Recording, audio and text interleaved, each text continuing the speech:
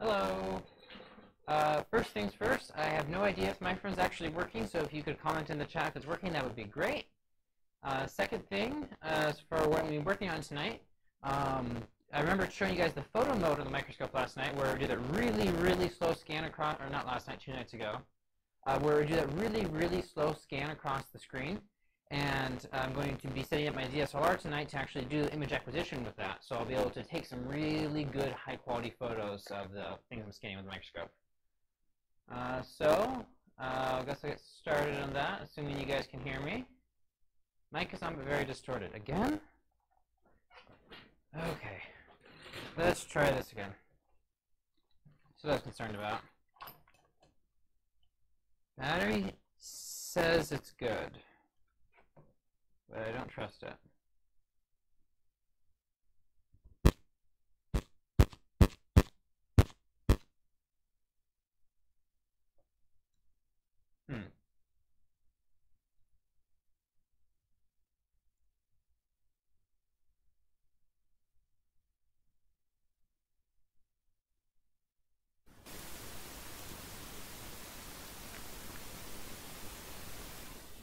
Let's see here, that's receiving. That's theoretically transmitting.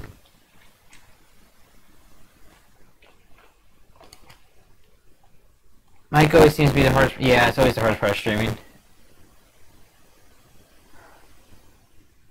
But it was working last night. Okay, let's see here. You know, we'll do this. This.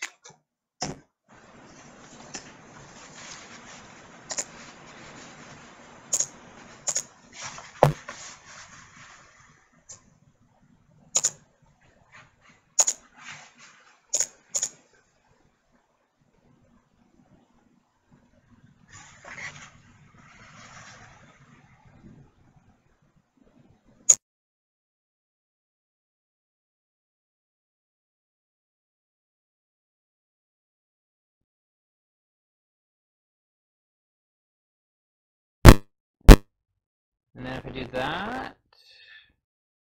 Okay, let me know if you guys can hear me now.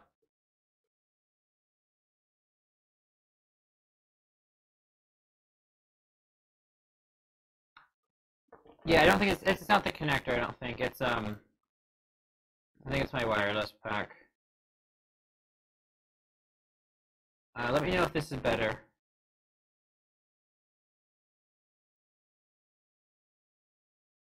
I've got a little bit of a weird setup going on with this.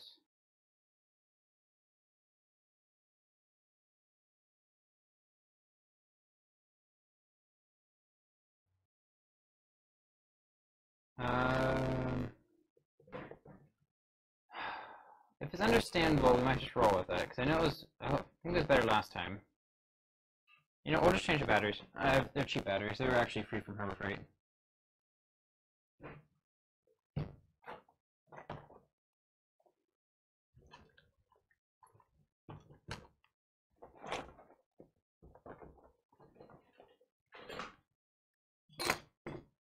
Except I've managed to lose my pile of batteries. There.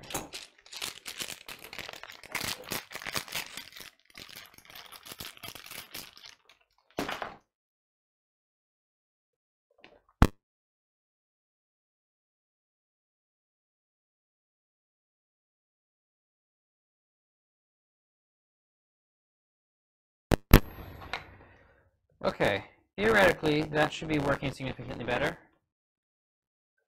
Theoretically.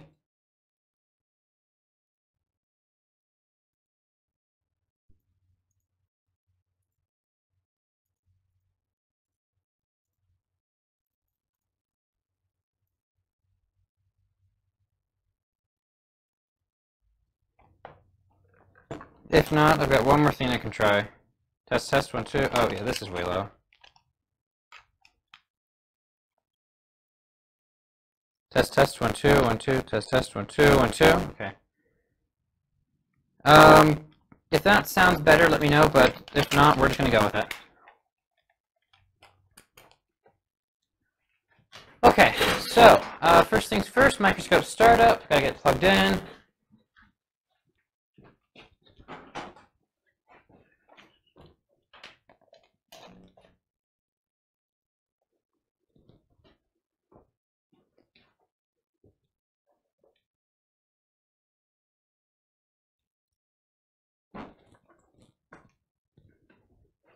Okay, so give it main power, give it vacuum. Give that a second to warm up. Let's see here. What else do I want to do before I start up? So we're going to be doing the same sample as last night, but I'm going to get my DSLR set up pointing directly at this screen and doing long exposures on the photo CRT, so hopefully we'll be able to get some really high quality images off this. So got the microscope warming up, get the vacuum pump going.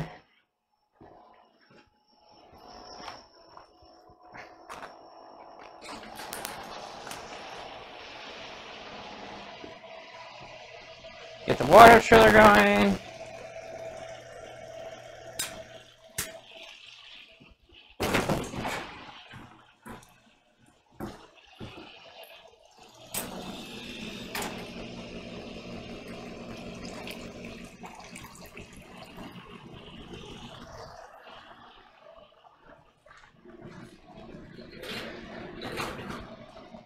So how are you guys doing tonight? Hopefully it's a bit shorter stream than last time. Last time was a bit of a marathon, but it was fun.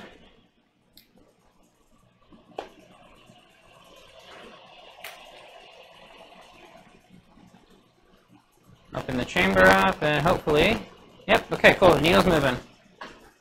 Now while that's happening, I'm going to get my DSLR set up. So my DSLR is a Canon 6D. And theoretically, I'll be able to use USB tethering to get this thing to show up.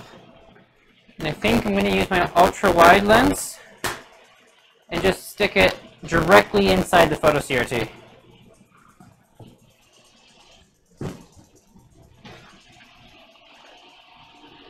Doing pretty good. Thanks for asking, John.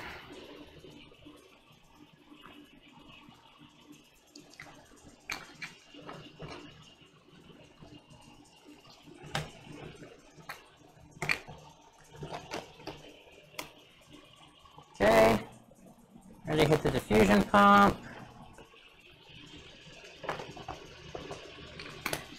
Now, theoretically, I have everything out here to do USB tethering to my camera so that I'll be able to directly transfer the photos from the camera to the computer.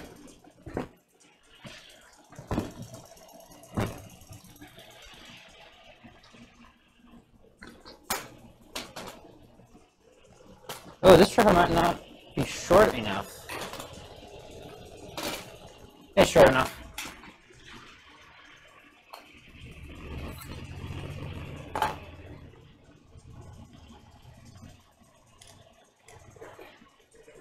You know, let me check my latency settings on the stream. I might have it a bit higher than normal.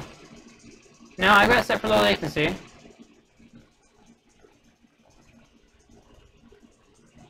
Let's check OBS and see if there's any latency there.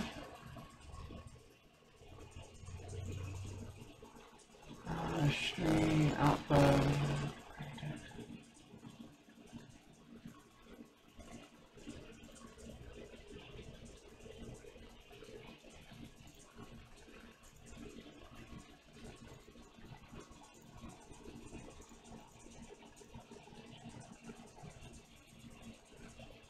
Yeah, I don't have any built-in latency, so any latency that's there is pretty much just YouTube.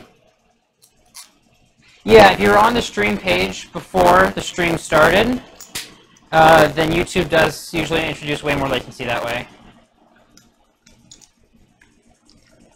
So get my tripod plate on.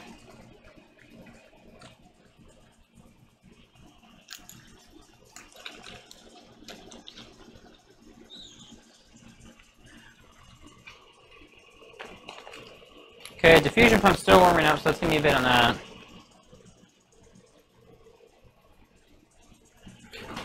My ultra wide might be too wide for this, actually. thinking about it.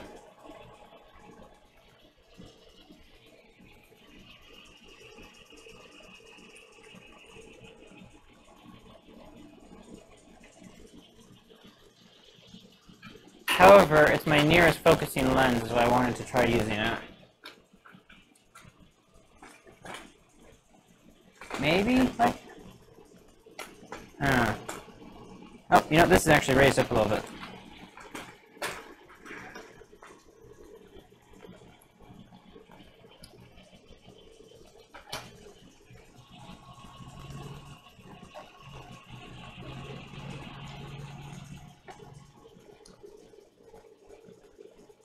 Okay, we'll try a different lens. Maybe the 50mm.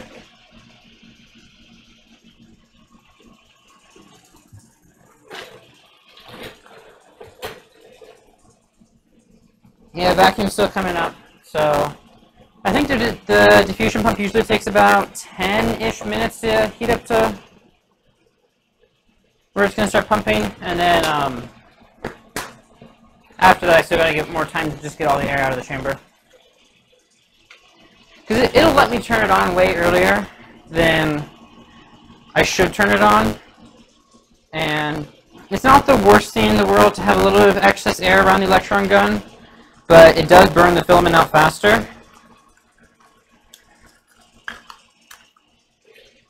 And it's going to take me a bit of time anyways to get the camera set up, so.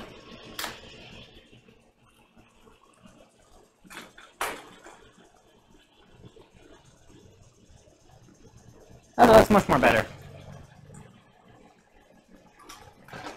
I still... Oh, I don't think I'm going to get a focus close enough for this lens. Focusing distance.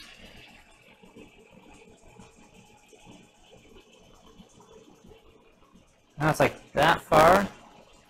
Wow, this might be a little bit of a challenge.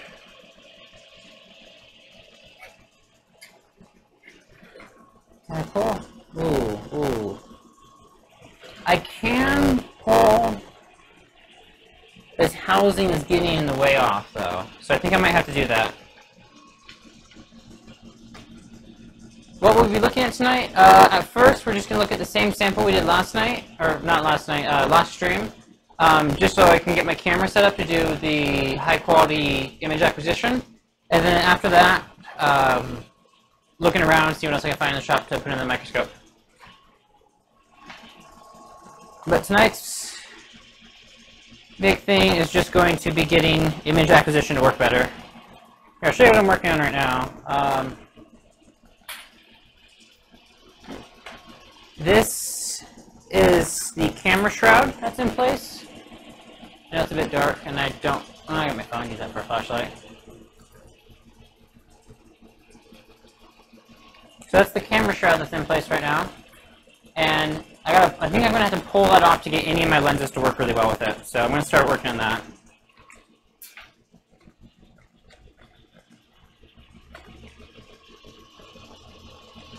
So let's see here. I can look at the other microscope to see how that one's mounted, and then just duplicate it.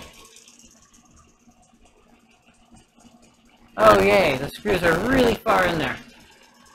It's gonna be fun.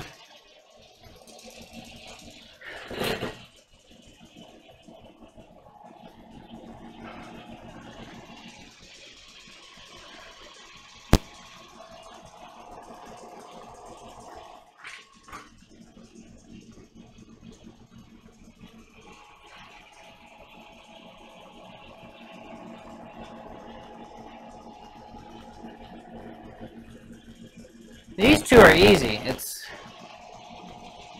the two on this side that are going to give me problems.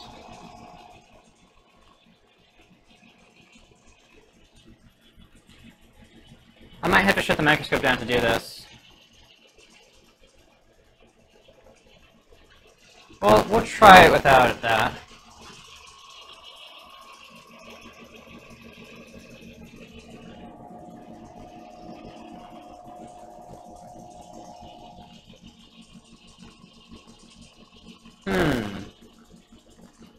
Actually,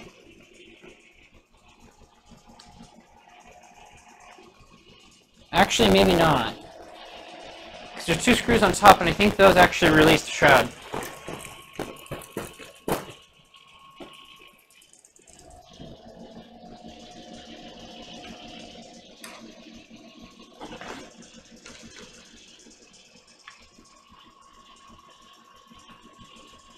Once again, if you guys have any questions about the scope, let me know.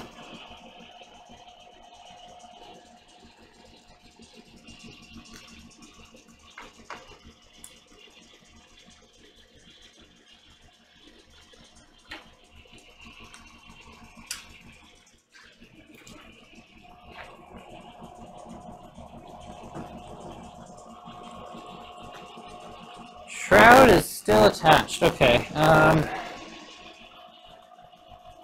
Why would that be? Where is this bolted on to?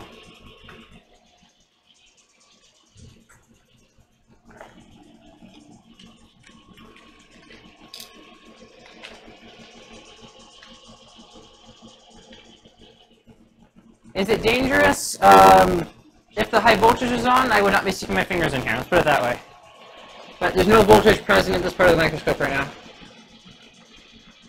But if I have to dig any deeper, then I am going to have to shut the scope off for a little bit. Which isn't that big of a deal. Okay, these two bolts on top did not go to what I thought they did. Or these two screws on top did not go to what I thought they did. So replace those. I was really hoping that would work. That'd be easy.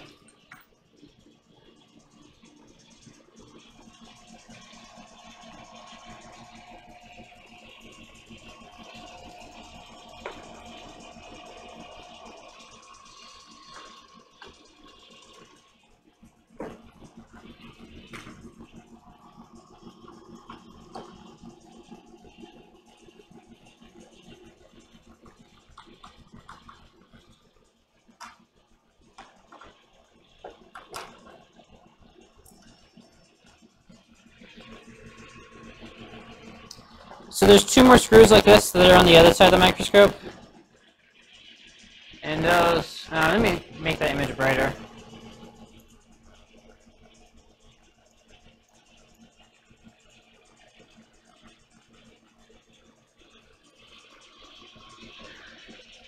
And those two on the other side are going to be the ones that are going to be a challenge.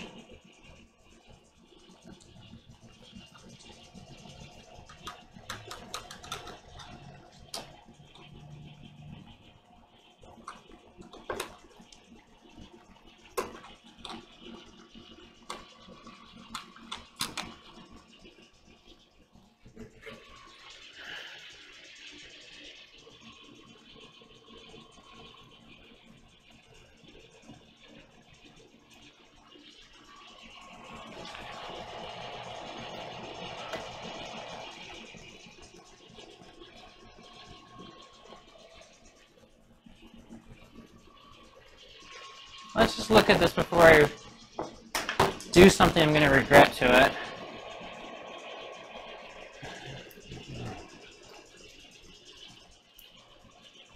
You know, I'm going to go ahead and shut the scope down for now. And just leave the vacuum pumps engaged.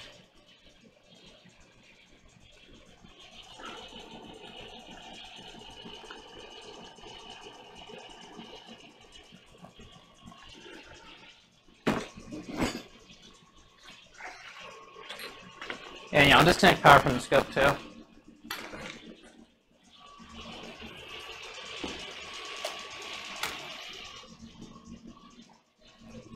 So, the thing I'm dealing with right now is that back,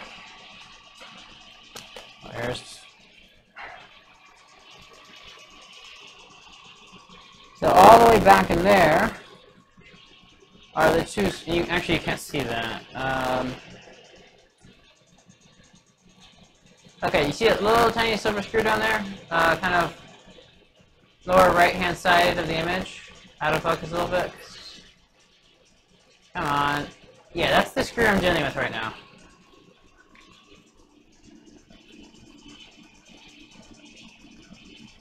And there's two of them.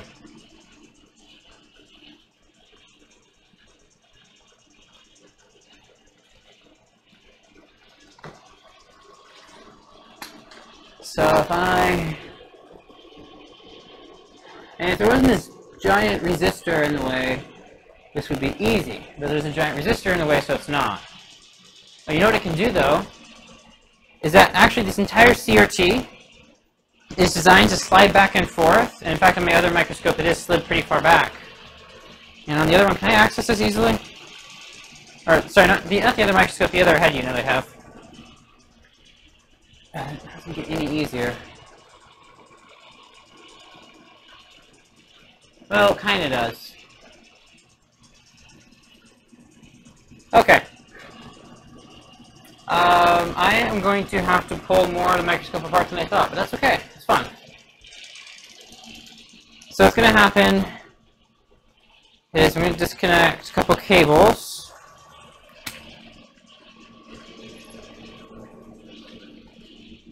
You guys will get a good look at the inside of the microscope, at least.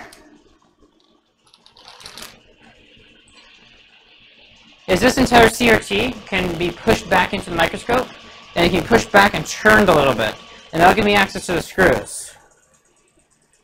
It's actually designed to do this, so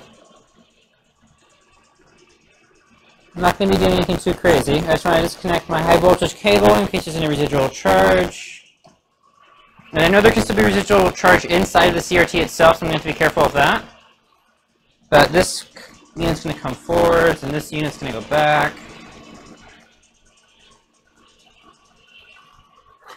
And then these 4 screws have to come off the top.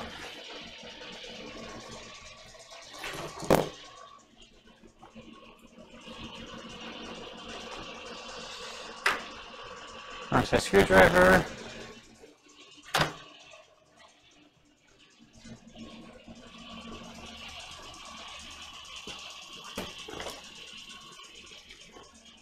I got a bigger one around here somewhere.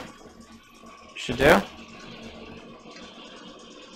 Yeah, all the screws on this thing are stupidly soft stainless steel. And they're super, super annoying to try and get out.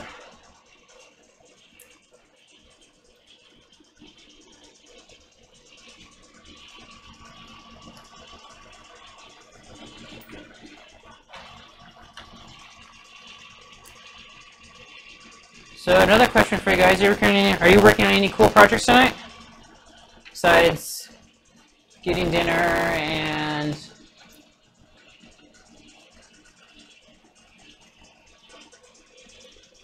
yeah, so let's see how you guys are doing so far.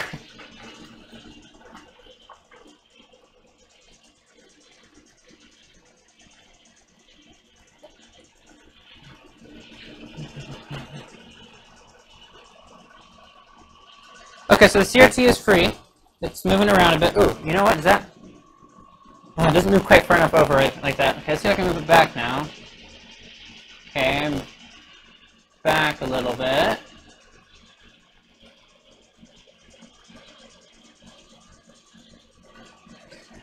Is that far enough over? Ooh! That almost is far enough over, so I might not have to dig any further into this thing, which would be really good. I need to figure out why this isn't sliding back like it should. There we go. That's probably far enough over for me to get in there. I just need to find a longer screwdriver for this. I got this little short thing right now.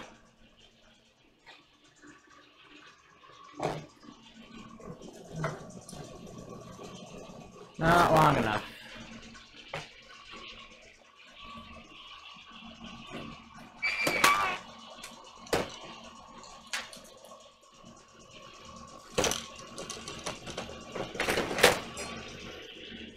That might be long enough.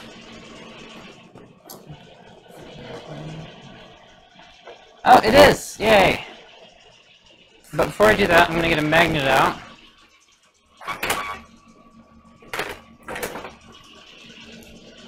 Because I don't want to leave the screw inside the microscope. So I'm just going to have the magnet right next to the screw.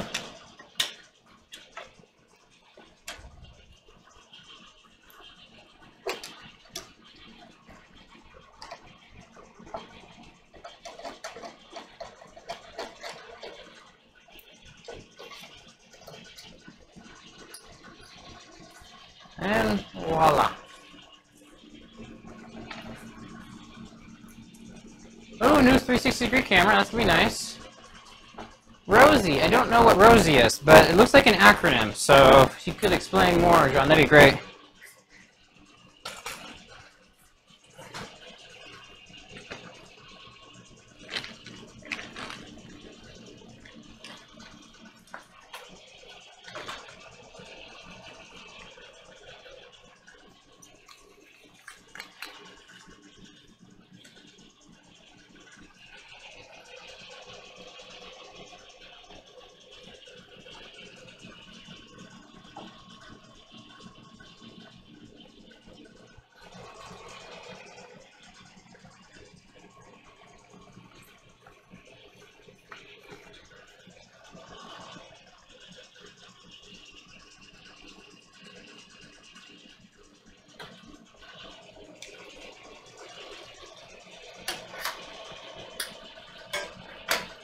It's really fun trying to get a magnet inside of this thing.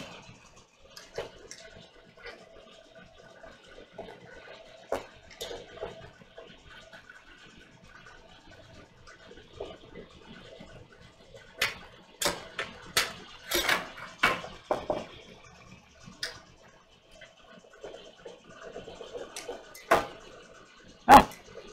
Yeah, the whole thing just came off. Sweet.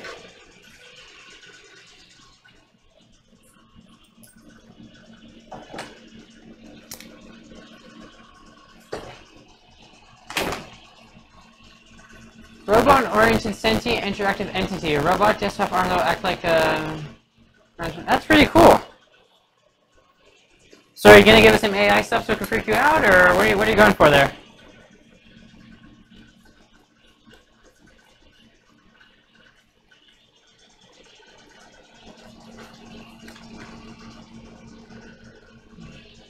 Oh, man, love that overexposure.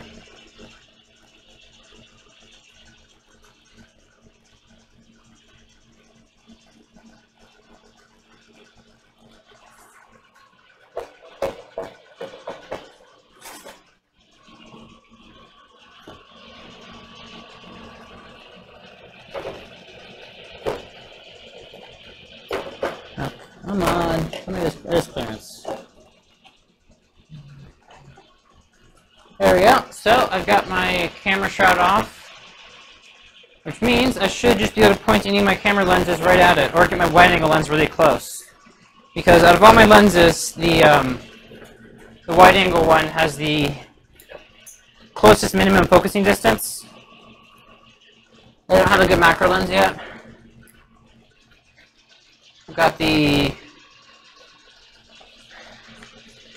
1740 f4. These are Canon,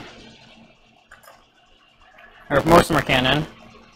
The 50 f1.8, the 7200 f2.8 LIS one, and then I've got a Samyang 14mm wide angle, fully manual. And this fully manual lens is interesting. It's got no autofocus built in and no remote aperture controls. So there's actually a ring on the lens to control aperture, like older camera lenses. But before I do this, I should probably remount the CRT. Which means we're going to have to realign the CRT.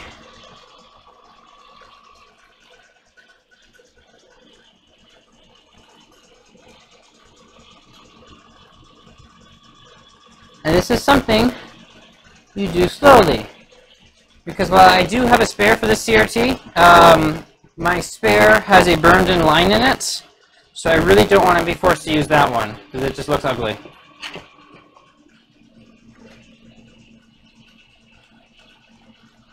Yeah. I could get the macro extension tubes. I might do that for the 50mm, but I also, I really would like to get like a 100mm macro sometime, or at some point.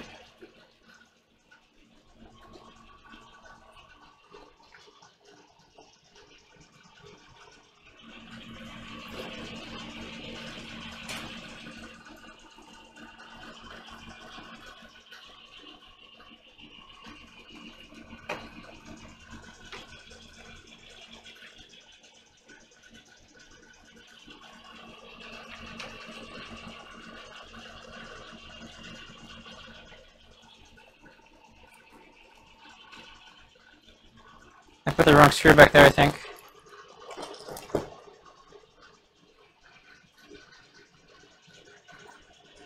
No, that's probably the right screw. Okay.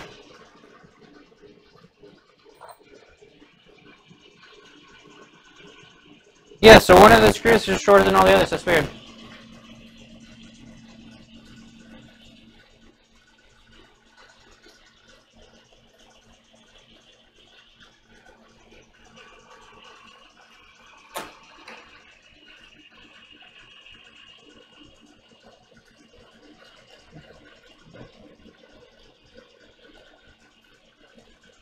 So do you have a Raspberry Pi or something attached to the arm for the OpenMV? Oh, wait, the OpenMV camera, doesn't that do a lot of it built in? Or, I'm not very familiar with that. You said you're running MicroPython, so I don't know of a camera you can run MicroPython on unless I'm horribly mistaken. Which is entirely possible.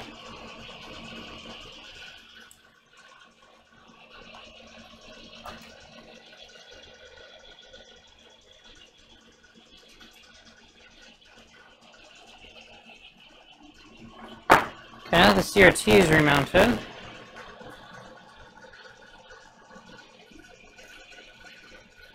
Oh yeah, that'll work.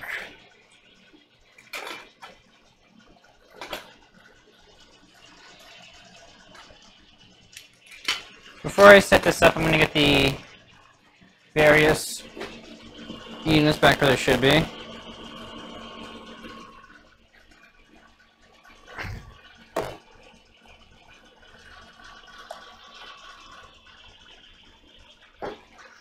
This isn't a long-term solution using this camera. I'm going to build a digital image acquisition system for it.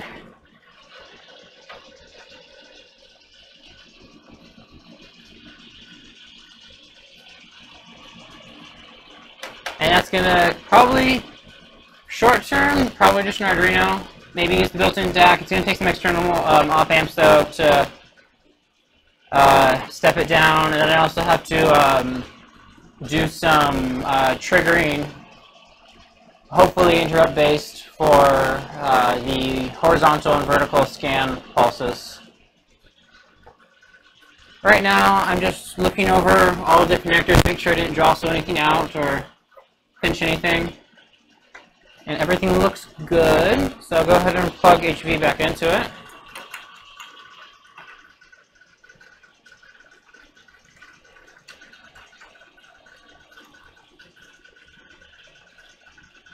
Everybody in the chat say hi, Daniel. And tell Daniel that he's also a huge nerd. And that's okay.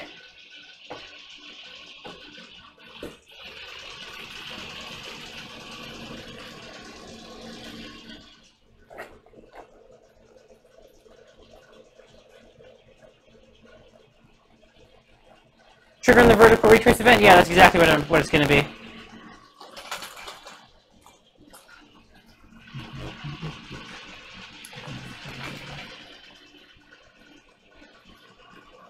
Oh yeah, this looks like it's actually going to work. Let's see how close I can focus, so...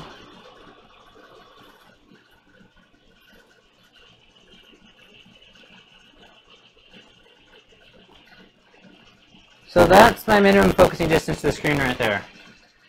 So, drop the tripod leg. Now, because this is such a... You know what? With that shroud gone, the 50mm lens might actually work, and then I won't have to deal with any distortion later. So we're going to switch back to that.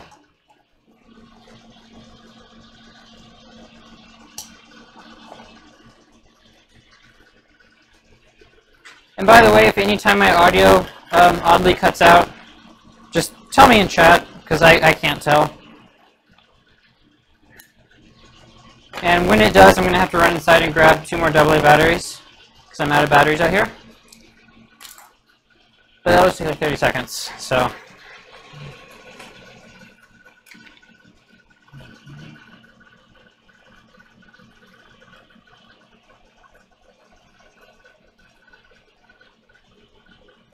Yeah, that's actually a good image from back here. Okay, that's cool. This means, however, I'm going to need a big camera shot for this thing. Now, do audio through SLR once it's connected. I'm not connecting the SLR as a live camera. I don't have a capture card for it. I'm doing USB tethering to Lightroom. So as soon as I take a photo, it offloads into Lightroom. Yeah, I don't have any sort of HDMI capture setup.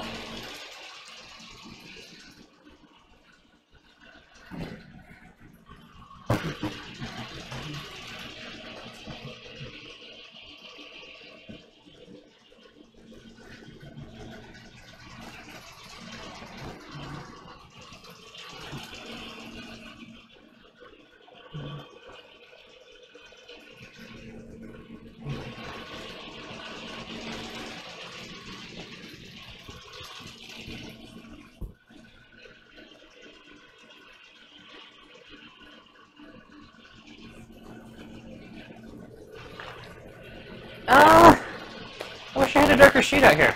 I really did. I really do. Because, you know, with the lights off, though, this will probably be good enough with lights off.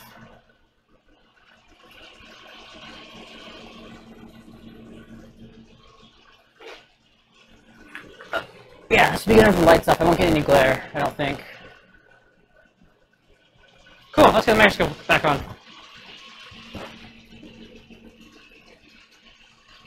Okay, so we gotta plug it in again. Make sure it's off.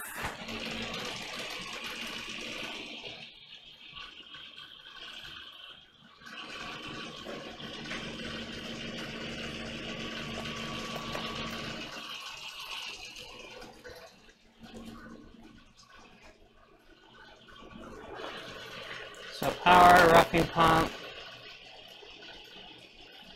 fusion pump. Cool, now we wait more. And in the meantime, I will get tethering set. Oh, great. Okay, we're gonna have to mess with audio again because I only have three USB ports on my laptop. And I'm using one of them for a USB sound card, one of them for a mouse, and one of them for the webcam.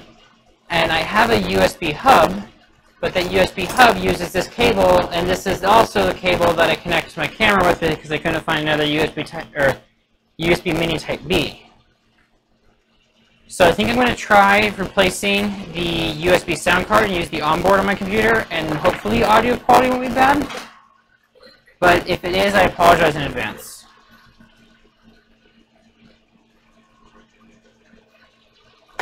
So I'm going to change the audio cards out right now, sorry if there's any popping, and you also won't be able to hear me for a second.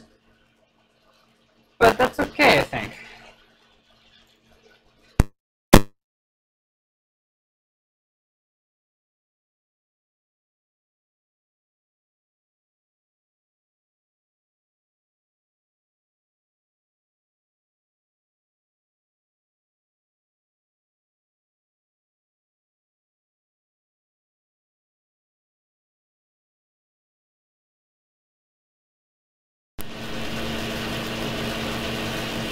That's not the right... Okay, it's not recognizing... It's trying to use my laptop's webcam mic and not the 3.5 input. So let's go to recording devices. Test. I'm going to tap this, I'm sorry. Nothing. Okay, so it's not actually seeing that at all. Yeah, I know you hear me, but it's not using the log mic, it's using the, Oh. No, it's using the log mic. Ooh, 1,000, what's the 1500 volt thyristors for? It sounds like fun. Okay, I think I actually do the right mic. Just my noise floor is really, really high, so I'm gonna add... Yeah, I can tell. I didn't realize how noise filtering this was, so I'm going to try and add a filter without... Okay. Let's try the noise filter on air, because that's a great idea.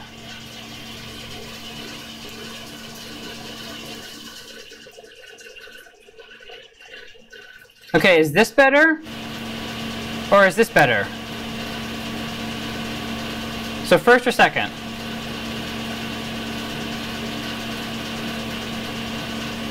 Don't touch anything. So I'm leaving it how it is. Let me know if I slid first. Before.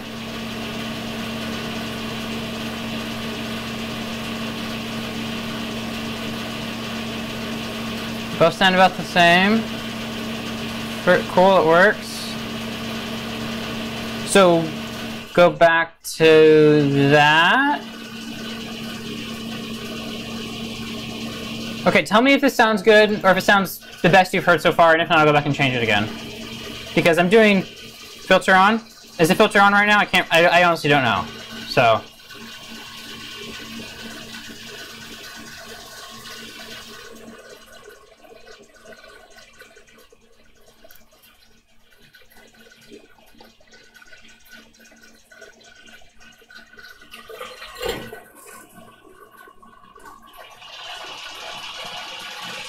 Oh, I hear a humming noise I don't recognize.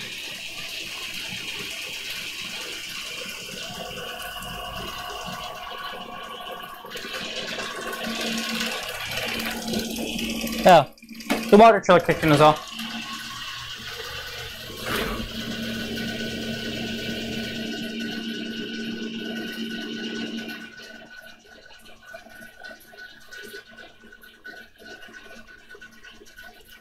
Can I change? Okay.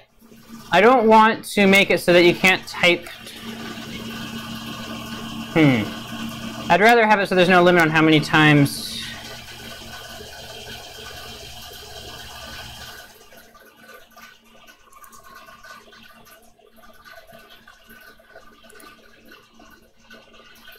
I'm going to disable automatically block spam messages right now. So maybe.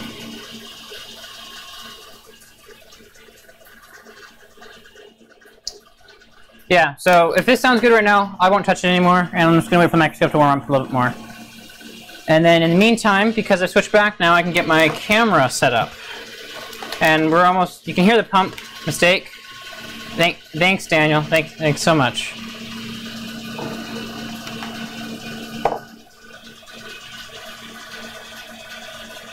Yeah, there's the vacuum pumps in the background are running.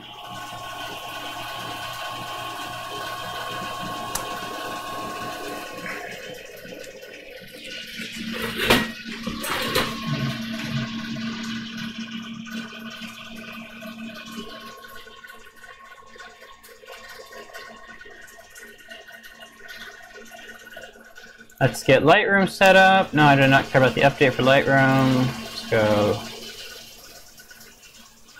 It's been a while since I've done tethered capture.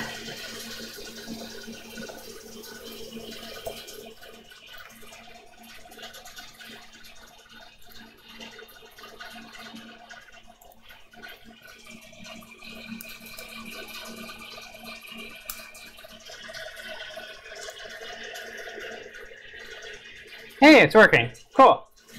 This might actually work.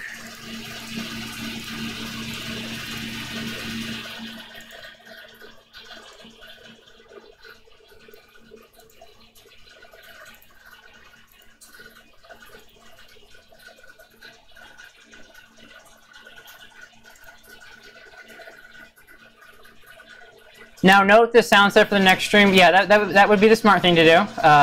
We'll see if I do it.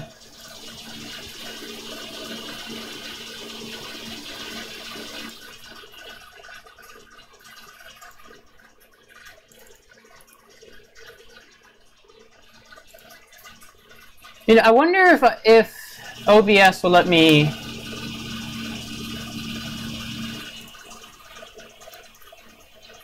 I'm going to try see if I can directly add the 6D to OBS, though I don't think I can.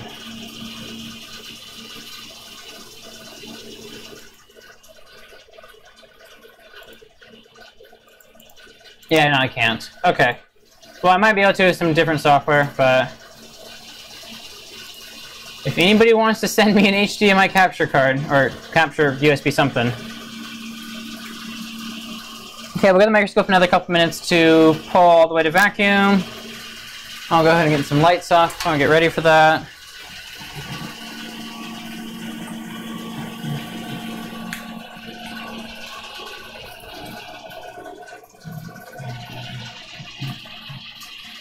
I might have to go really dark in here.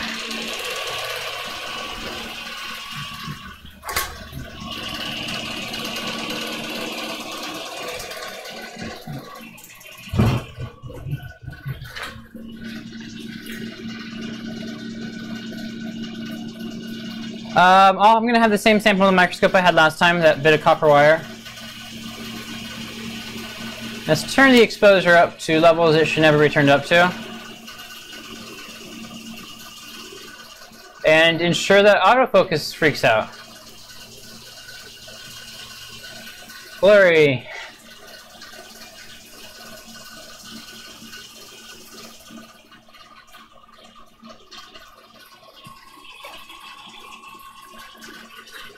And then I've got one other thing to do.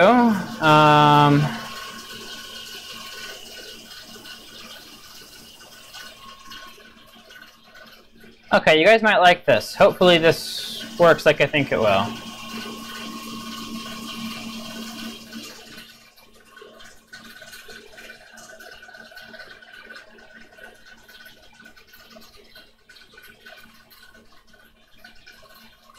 Picture in picture. So yeah, I'll be able to show the images on screen right after I take them. We're going to turn that off for now.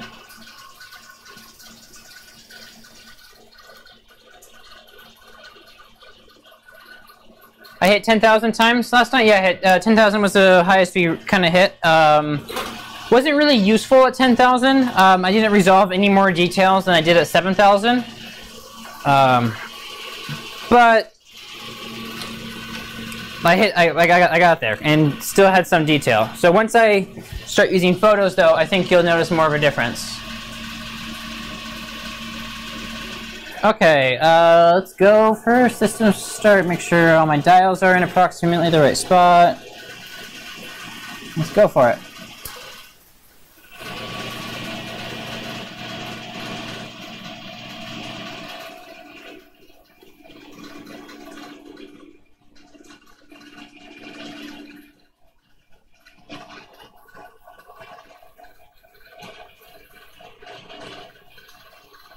Okay, I'm just trying to get an image on screen. Both my CRTs are good to go.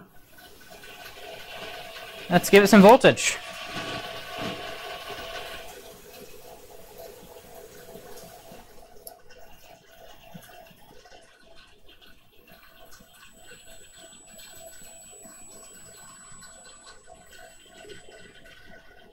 Wow, it came right up.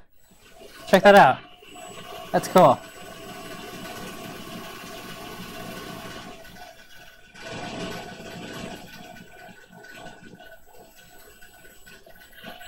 Can you see that okay? Yeah, okay.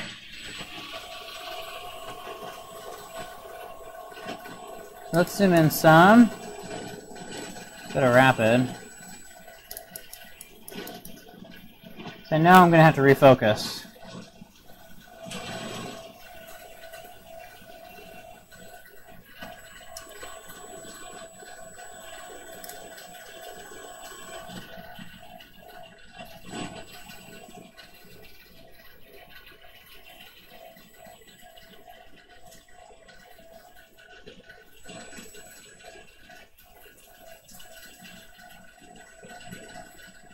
There we go, now we're coming into focus.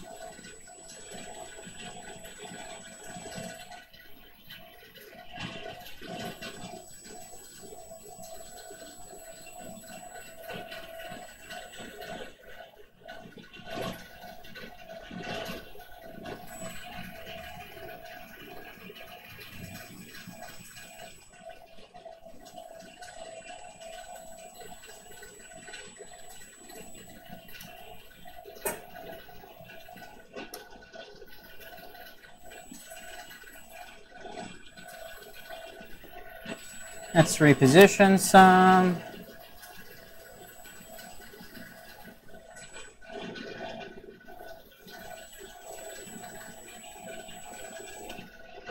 A lot of little fiddling with the knobs.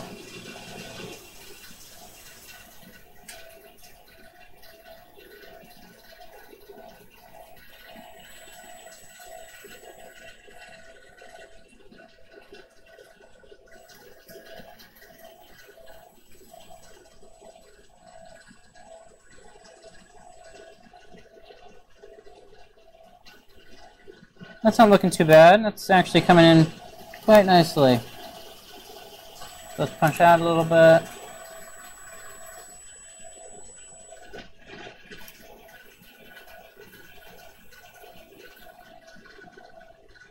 Okay, we'll try a photo with this. So I need to time how long one scan cycle is, and I've set my phone down somewhere.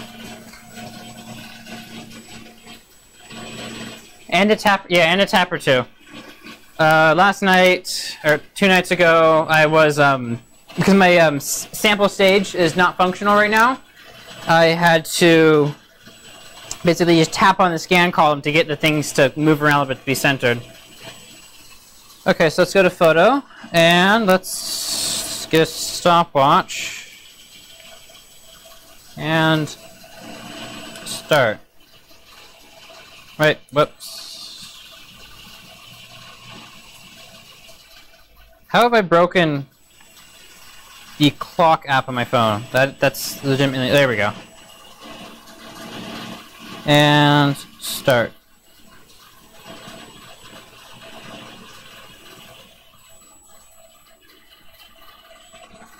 Hey, that's not right.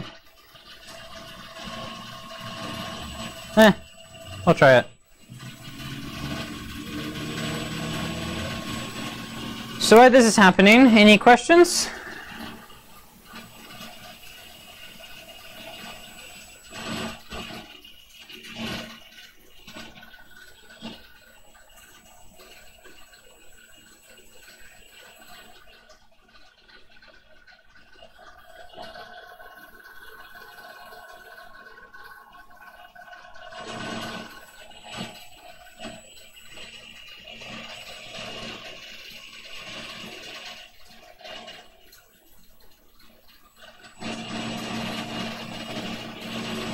Any snarky comments from Daniel?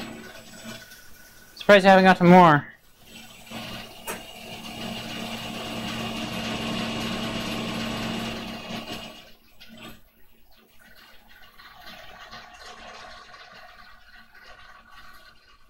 Okay, so that's minute 15. We'll go ahead and give it a minute 20. Power bill? Not bad. I'm running the whole microscope off a 120 amp circuit right now. And I don't keep it on very often, so.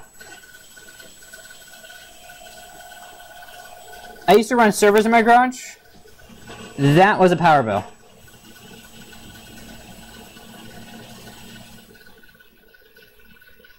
I run Magic Lantern on my camera. It gives me a lot more advanced functionality than the normal Canon firmware does.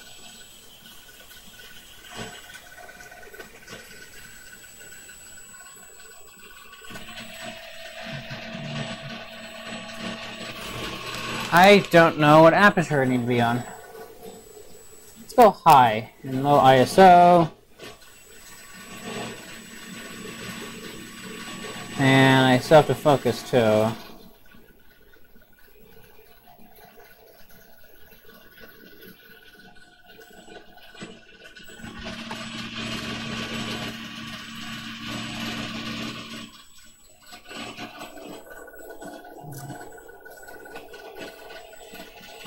Oh, I'm actually, looks like I'm in focus.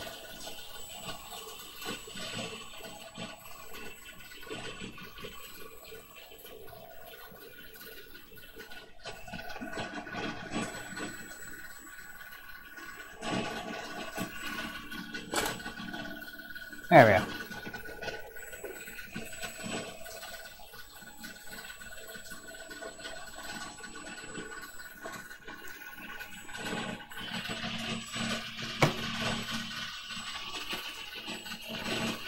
Okay, let's drop my really, really high quality, I don't know what to call this, light blocking thing.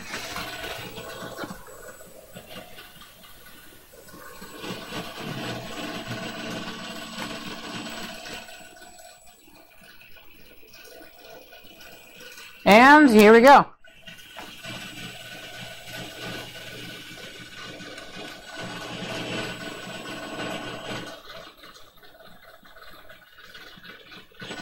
Bulb mode's not engaging. Well, that's fun. Hey, no, I'll hold it manually. Be fine.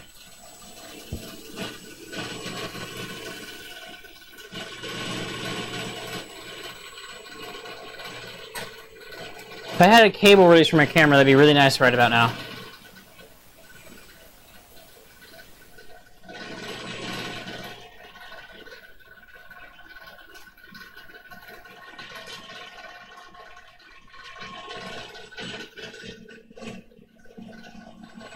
Shroud hood, thank you. I just couldn't remember the name of it. Which are normally black in color. Yes, this is true. But I have white towels out here. I do not have black towels out here. I have a big black cloth inside. It's like 20 feet by 10 feet. I use it as a photo backdrop. So I didn't really want to use that. Okay, scan's almost done. Digitize the scan output. Yeah, it's not hard to digitize the scan output. I just haven't gotten to it yet because I got the microscope working 3 or 4 days ago. But no, it's definitely in the works.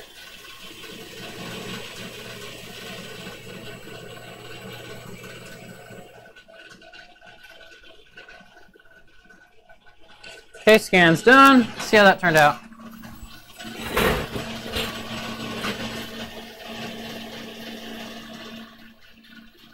Actually, not horrible.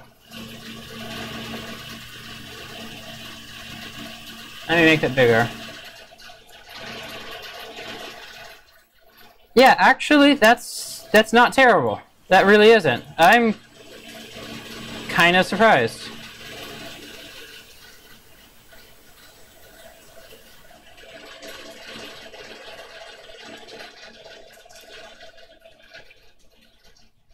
Yeah, look at that.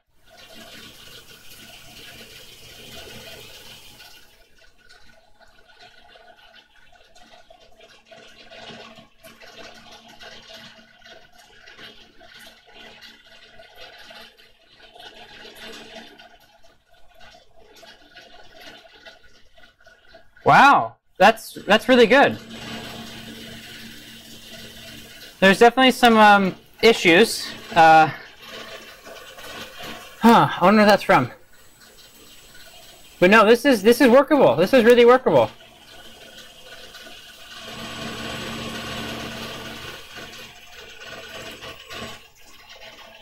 Let me throw the comments up on the other screen.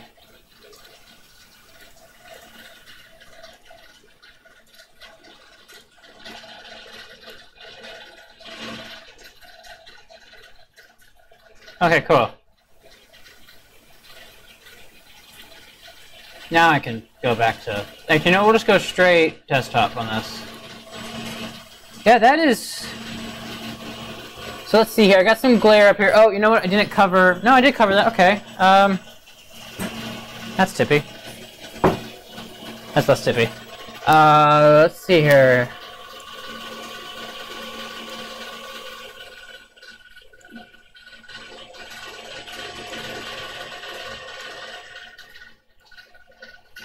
I guess vibrance saturation doesn't do anything. Lots of detail, that's for sure. This was at 300 times magnification. Just gonna go ahead and shut the microscope or the high voltage off while I look at this. Let's see here. Let's do some.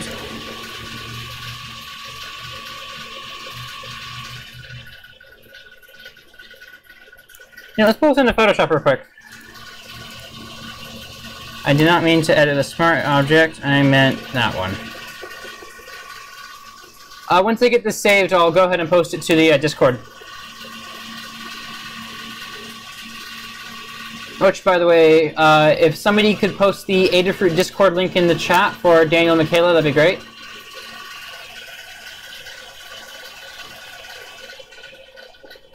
Because I know they're not on there.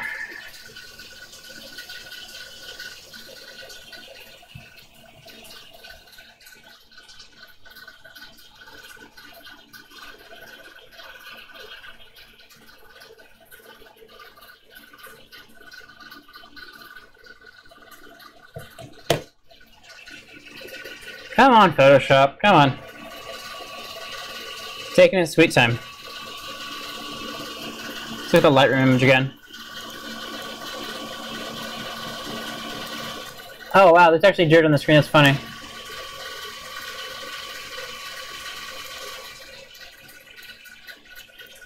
Yeah, we can see some good detail on the surface down here.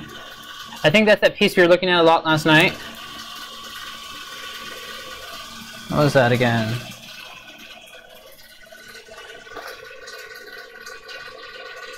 Okay, Photoshop, come on.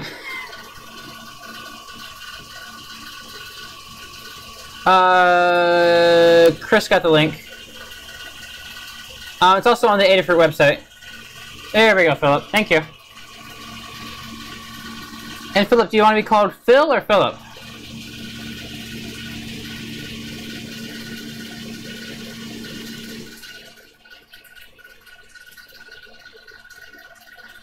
What would I use?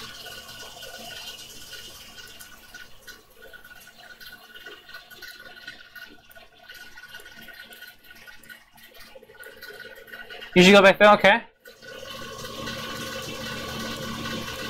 No. I think GIMP has a way of doing this, but I don't have GIMP on this computer yet.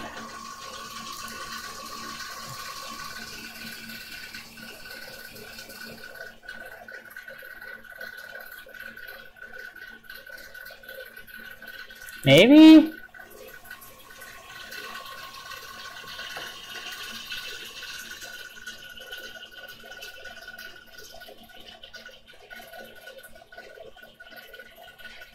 That's not quite what I was looking for.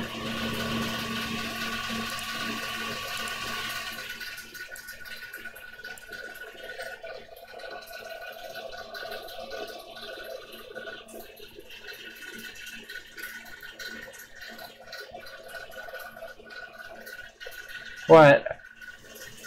Preview reduced quality?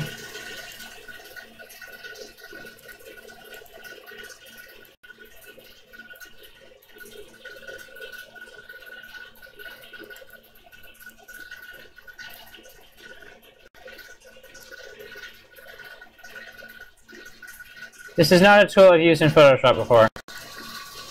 If you guys have any ideas on how to do processing to get rid of the horizontal scarring, that'd be great.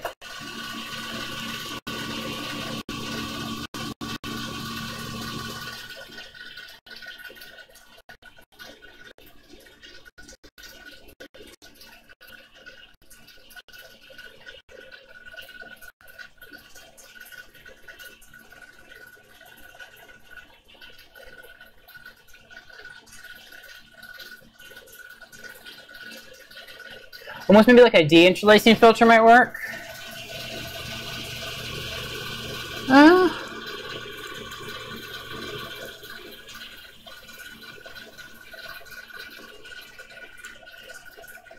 Yeah, I used to use GIMP quite a bit more than I do now.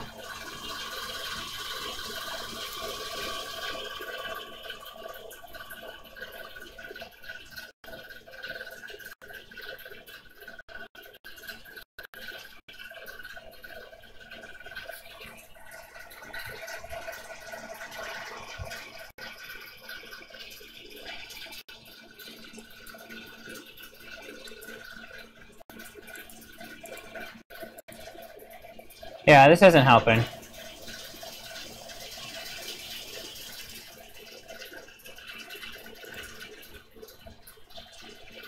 Oh,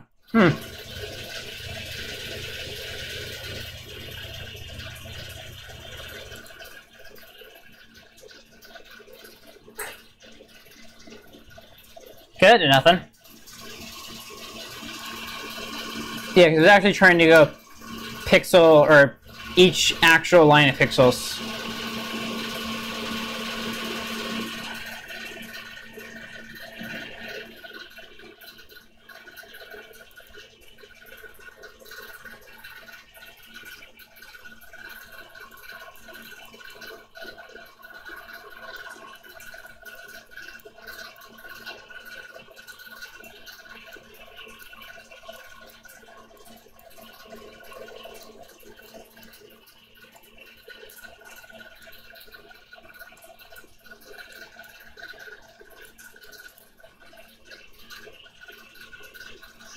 Resolution of the CRT, it's not a digital CRT, so you can't think of it like individual pixels. I think it's 2,000 or 3,000 vertical scan lines, though. But yeah, no, it's a fully analog system. Think of it more like a digital oscilloscope, or a analog oscilloscope, than a CRT like for an old computer.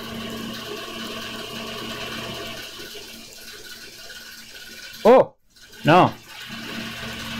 Yeah, that's not doing anything. You know, we'll save this and go ahead and put that up on the Discord.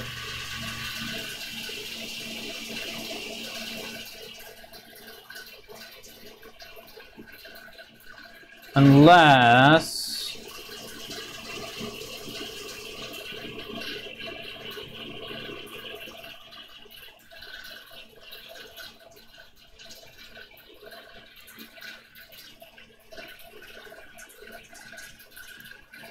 Yeah, I think I'm just going to have to figure out what those horizontal lines are caused by in the microscope and correct for it in the scope.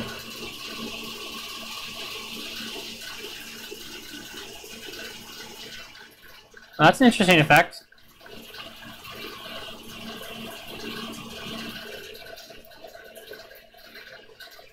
I'm not going to show this part, so sorry.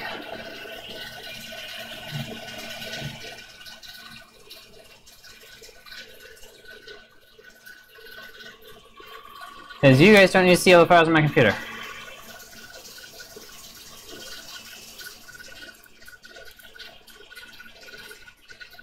And I'm also concerned about showing my stream key that lets anybody stream to my YouTube channel, so...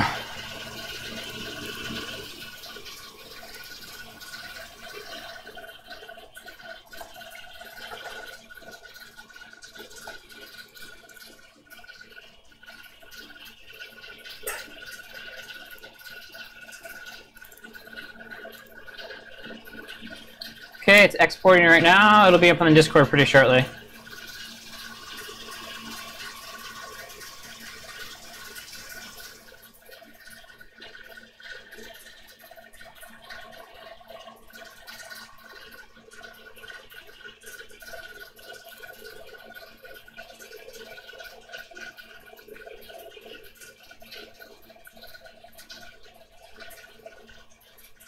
Okay, getting it up on the Discord.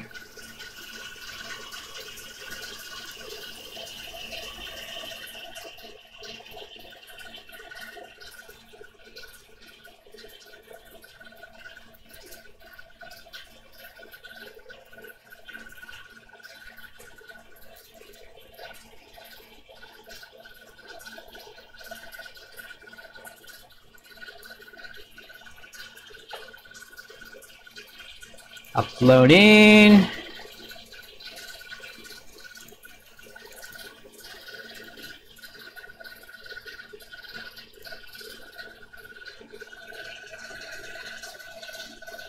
And it should be there any second. Probably by the time you see this starting up.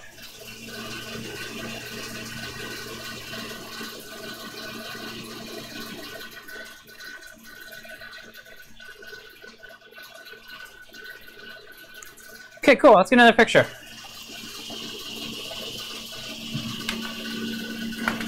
Here, I'll let you see the other monitor this time on the scope.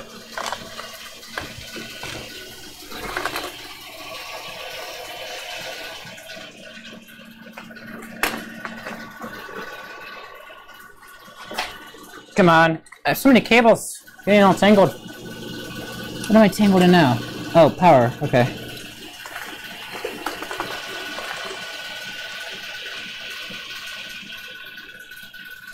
Before I do this, I want to figure out the bulb timer, because I don't want to have... yeah, I don't want to have to hold that by hand again. You know what? Whatever, I will. And the camera turned off.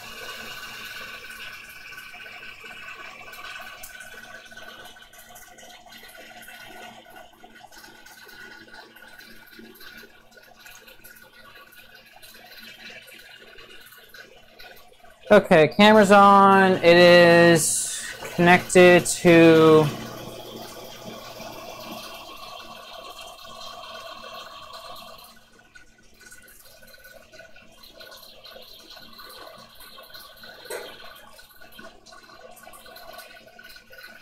So I can't use remote bulb timer. Okay, that's unfortunate. Go ahead and get high voltage back on. We'll zoom in more this time.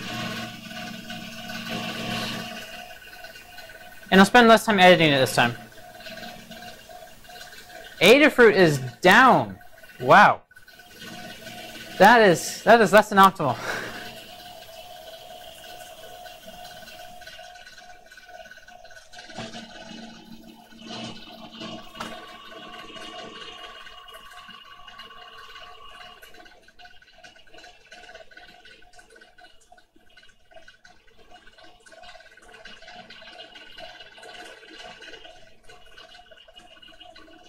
Wow. Replicated. Yeah, no, I'm reading it. It's people are talking about it in the Discord right now.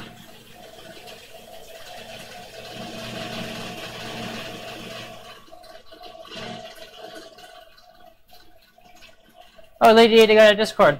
Or got an account, that's cool.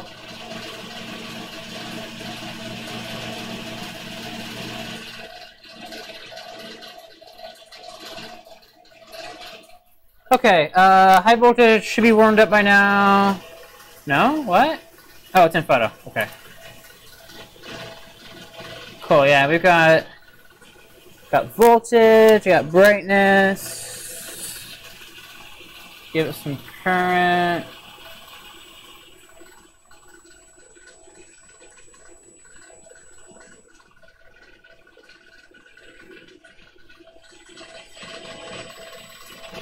And more contrast. I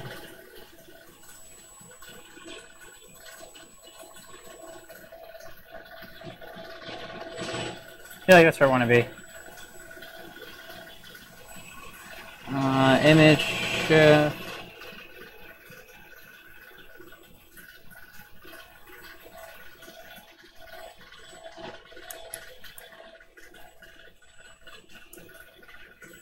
This reduced area scan mode,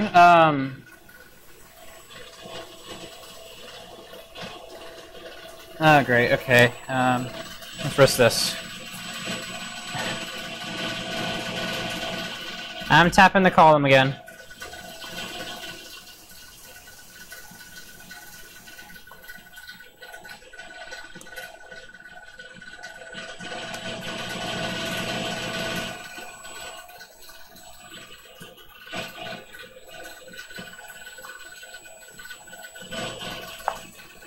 It is not moving in the direction I want it to move. Okay, let's zoom out again, figure out if there's something else interesting I can go look at.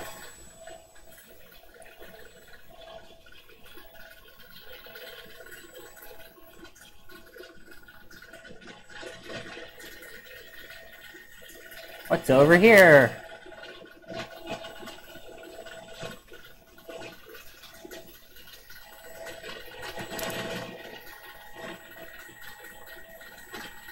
You can see that okay? Yeah, you can see that okay. All systems, yep.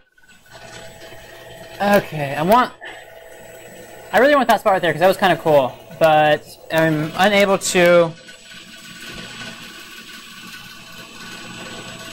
Well, that did something. We'll do that a couple times, just look around, see where it takes me.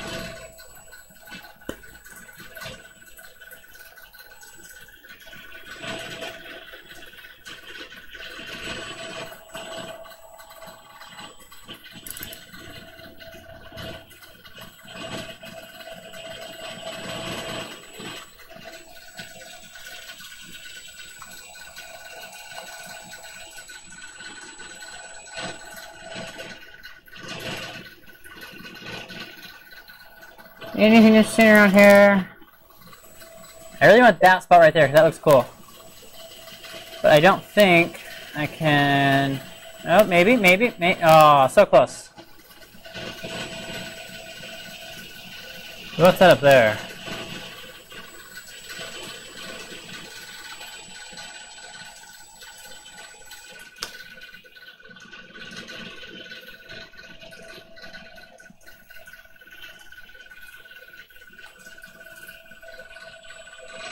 We're getting there. I do this much more though. Yeah, this is the last piece of copper I've kind of got in frame. So if this moves out of frame, I'm going to have to restart the microscope. And yeah,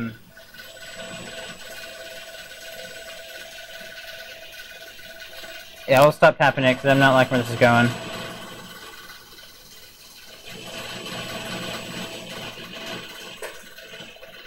Okay, looks like there's some detail in here, so that'd be good.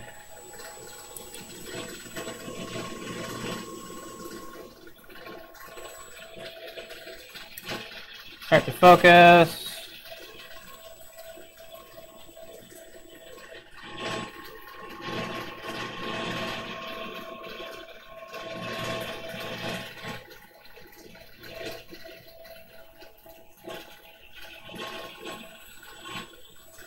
That's just getting worse.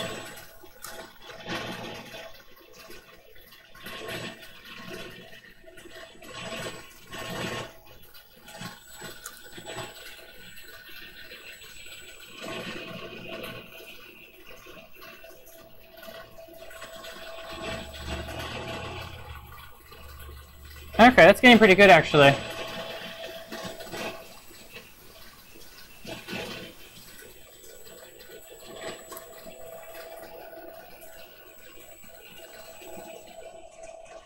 Yeah, that's not bad. There's some cool detail around here. Okay, let's zoom in more so I can focus more.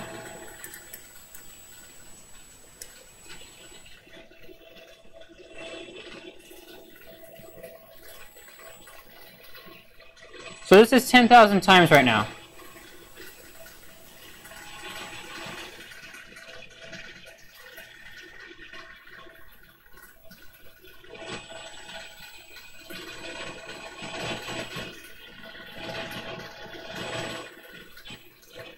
I think I have some stigmatism to correct for. So let's do Y first.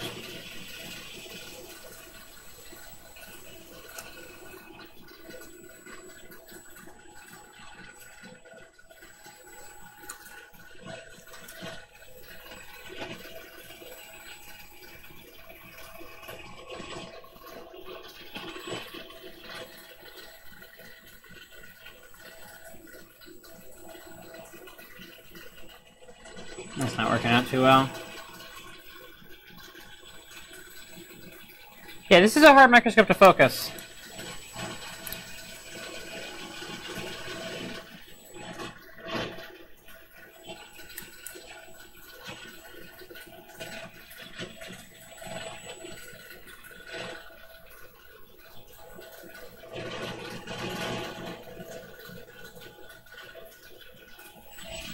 Any comments?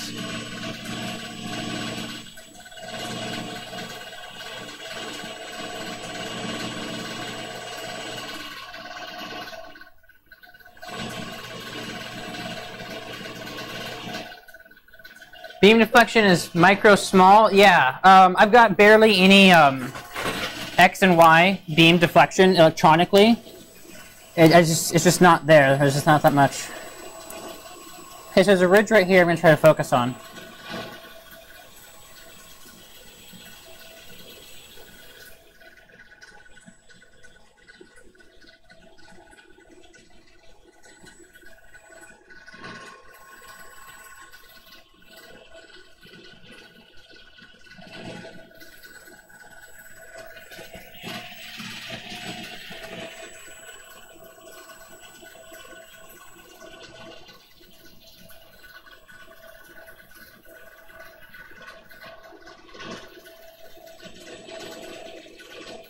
There's just so much noise, it makes this difficult.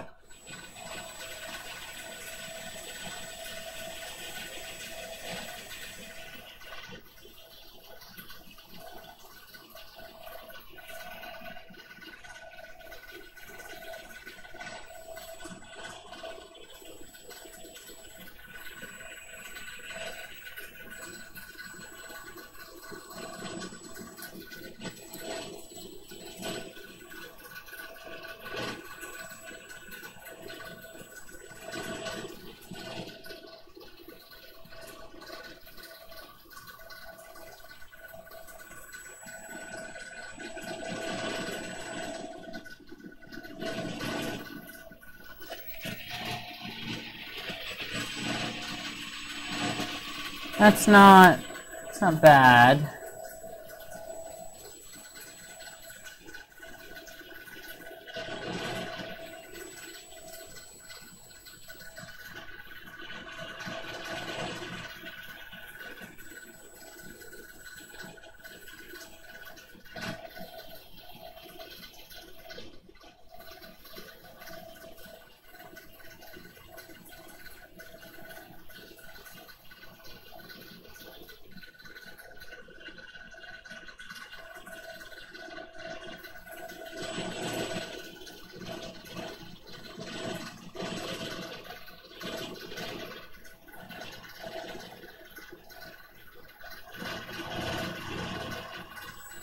This thing is shockingly hard to use.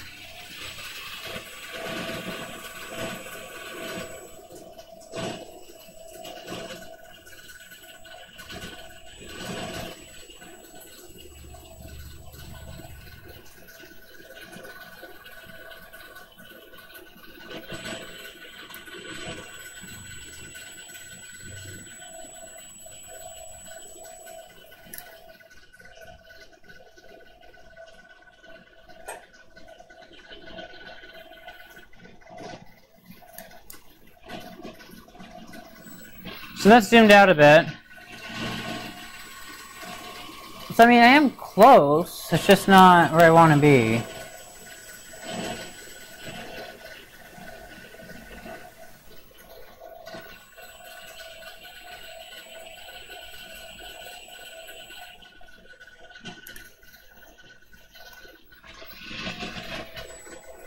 There is this weird TV scan mode that I haven't messed around with that much. Mostly because I don't think it works very well.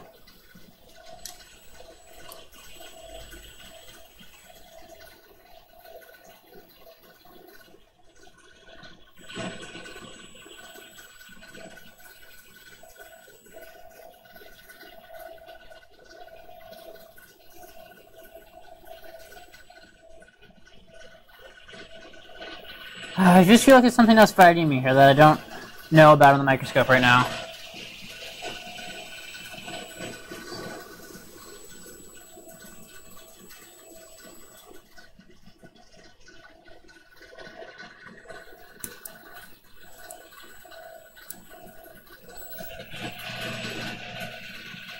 Huh.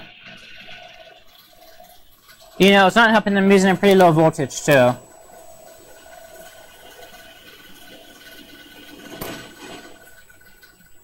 If this line profile would work, this make adjustments so much easier.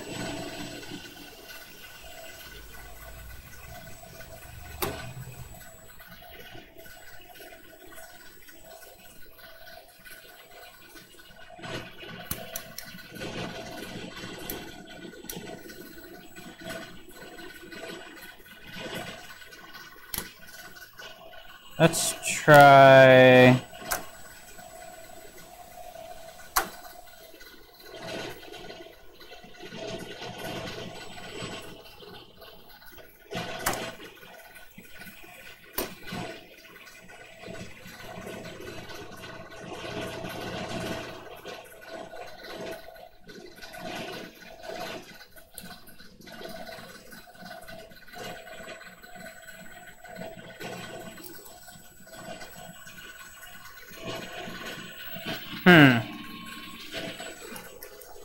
Why is this microscope fighting me?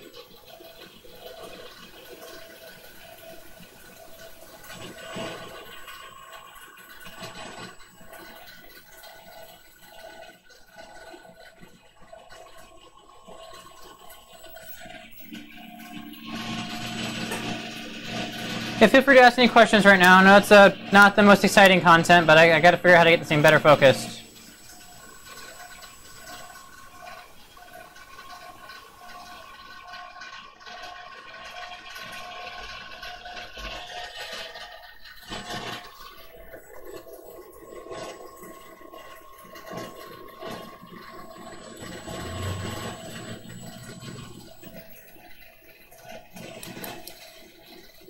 So easy last night.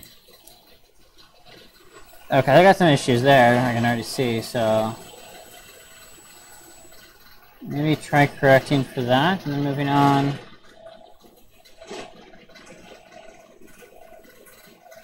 From there.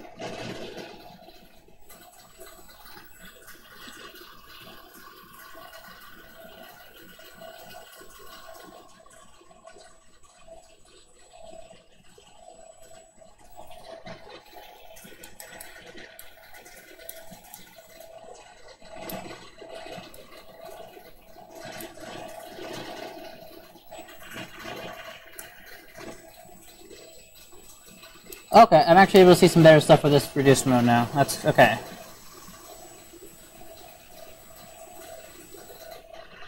Well, there we go. You'll actually be able to focus.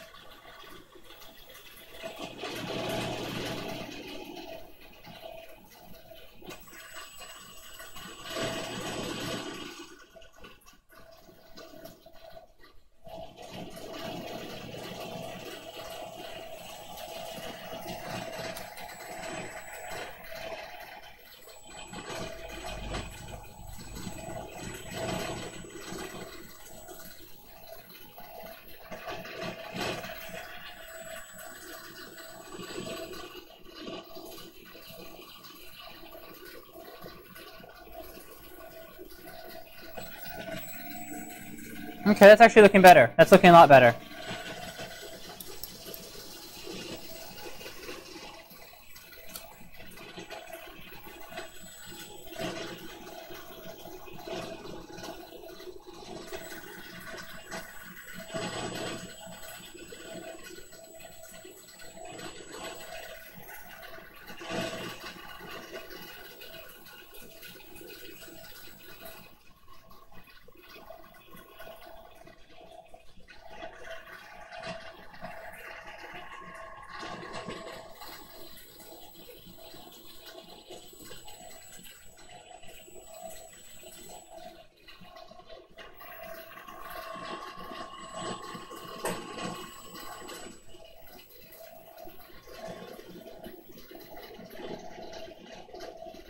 Let's try that out.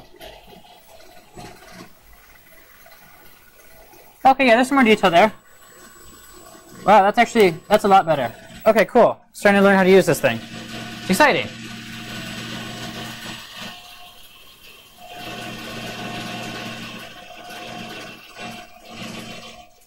Yeah, that's significantly better than it was before. Now, if I can just get that noise down a little bit, I'll be really, really happy.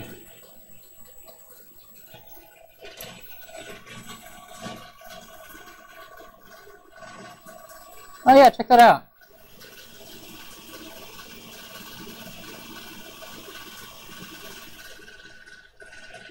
Let's zoom in some.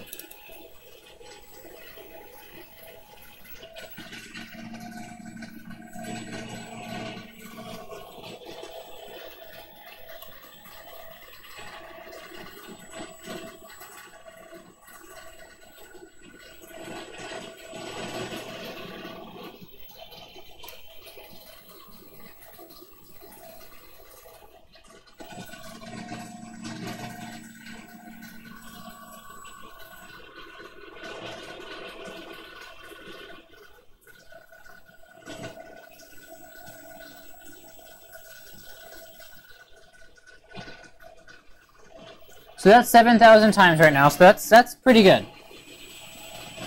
And that should be... What should that be? That's 14,000. There's no detail 14 right now, so...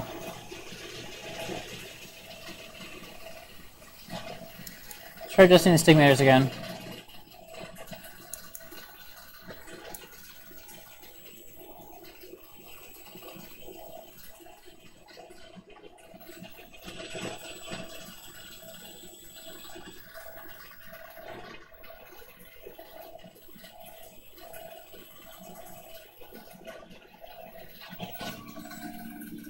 I'm sure once I get better at this, this will go a lot faster.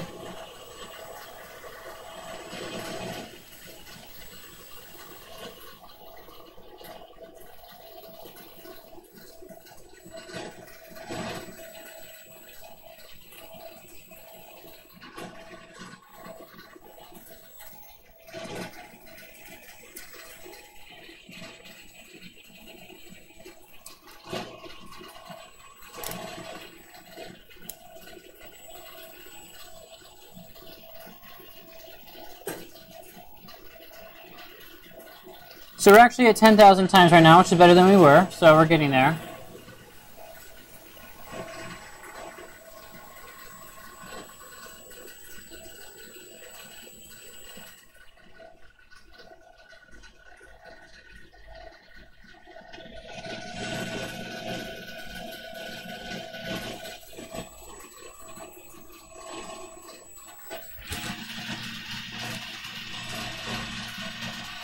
Let's see.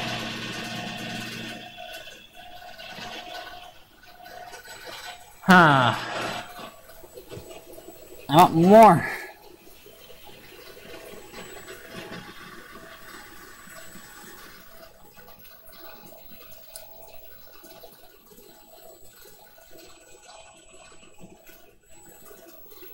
Yeah, I think my high voltage supply is having some problems because I can't go higher than 2,000 volts right now.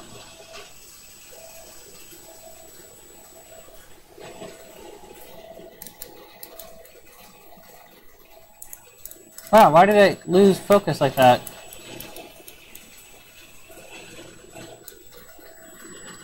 That's odd.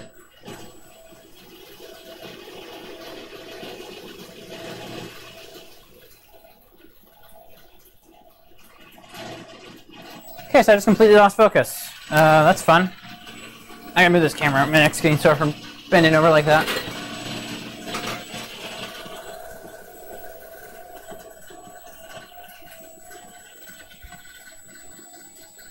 Let's see, try...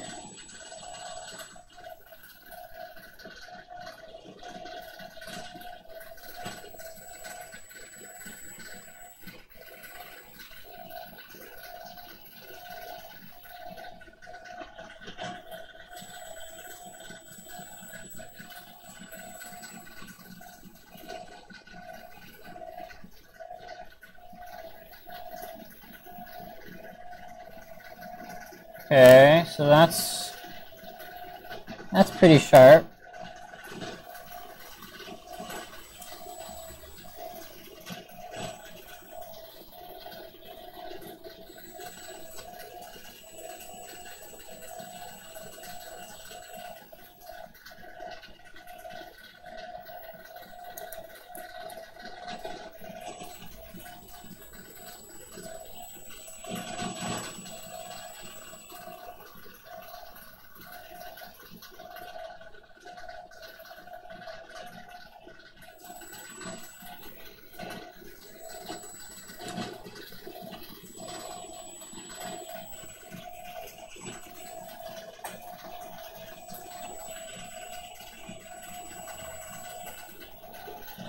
Okay, we're back where we were, kind of.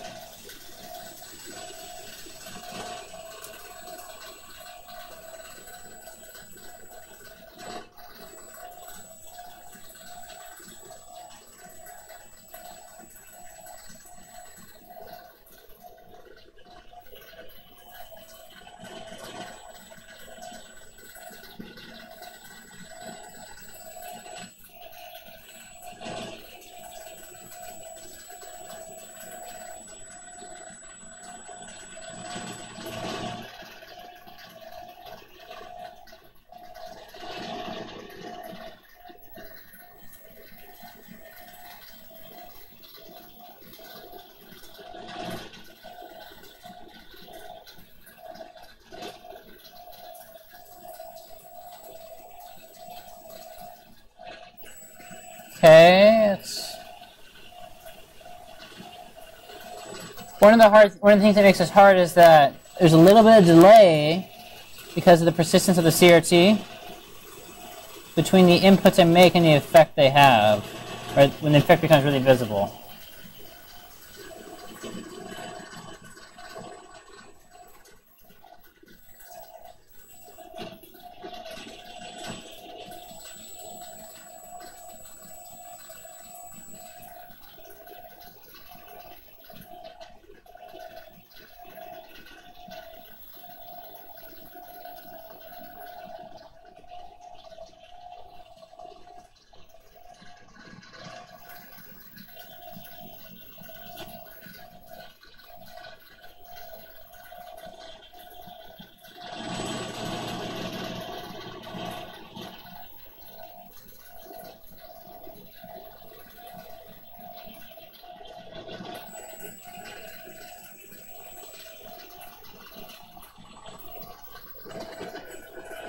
Any questions so far?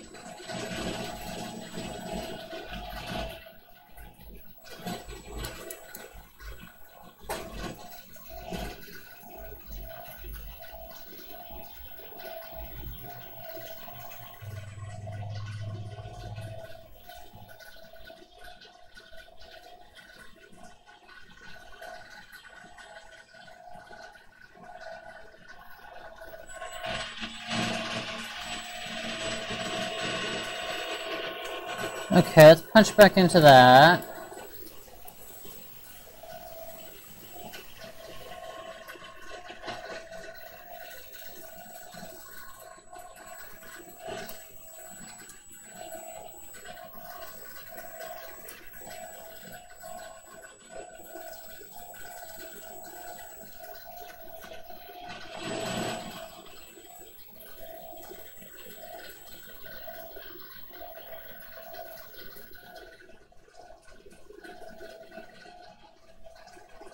This rapid scan mode is really crazy touchy.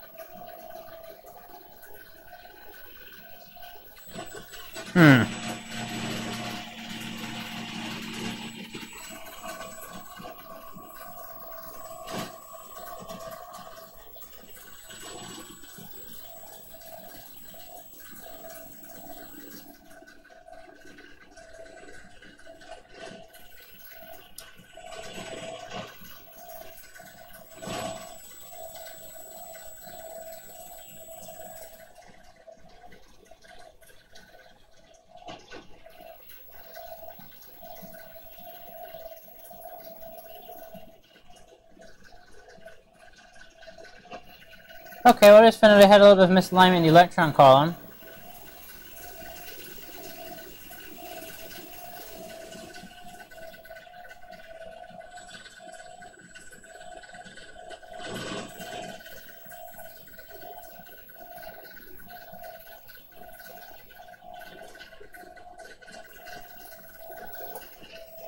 So that helped some.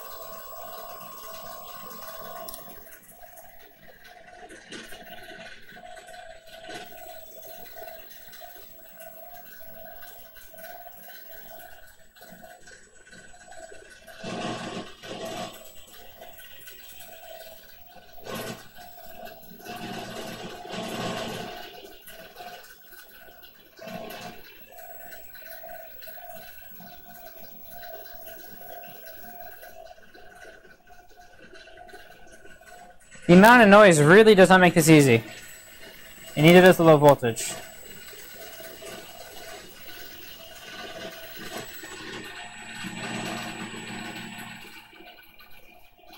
Definitely out of focus though.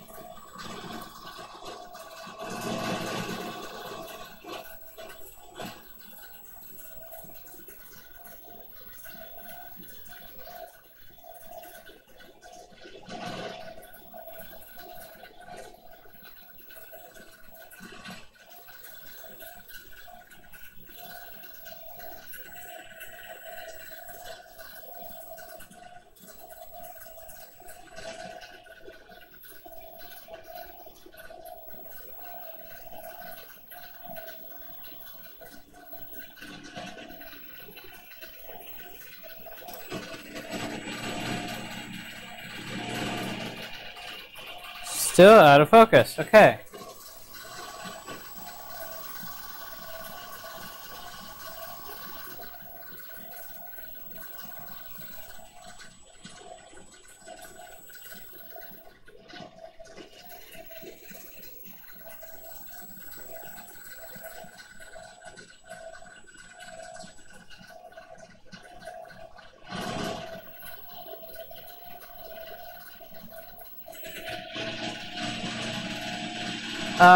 Secondary electron grid voltage seems that may focus. Tutorial on some operations.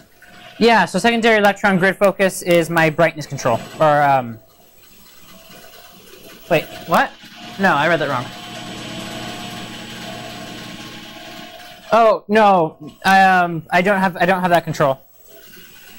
Brightness on this microscope is internal. The, secondary electron grid is actually tied to CRT voltage, which is annoying.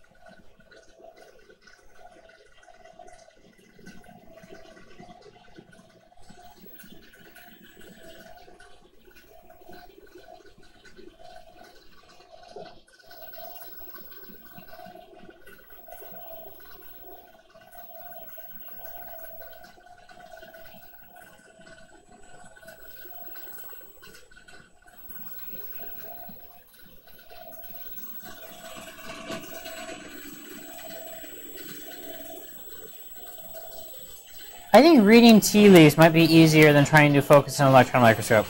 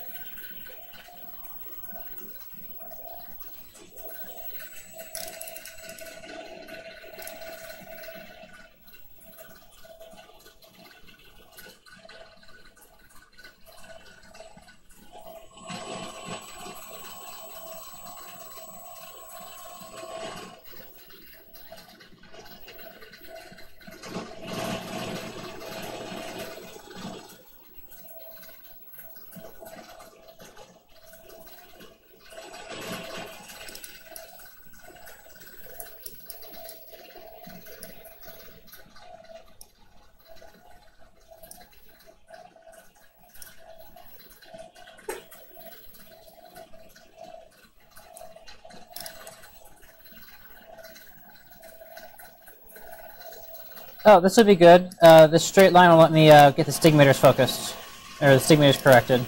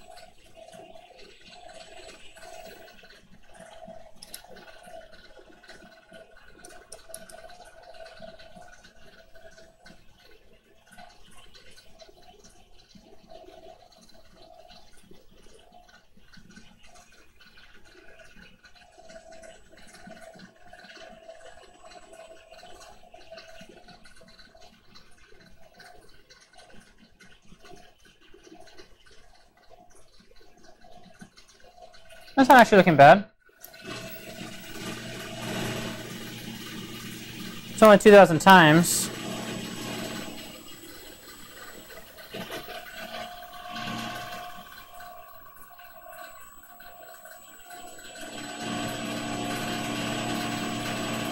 Diameter of the beam, yeah, I have a control for that. So that's minimum beam diameter right there. And that's no beam diameter. That's pretty wide open. So no, I can't control beam diameter. That's one of the things I've been balancing. It's just using a small beam is difficult.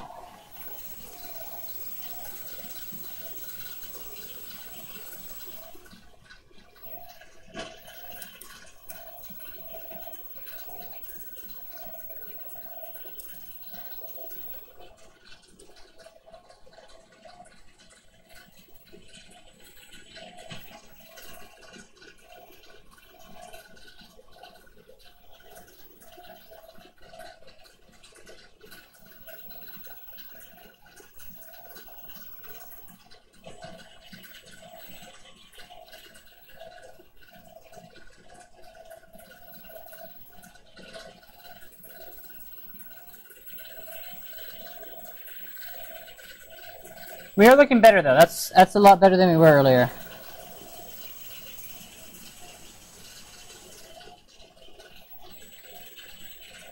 So that right there is minimum beam diameter right now.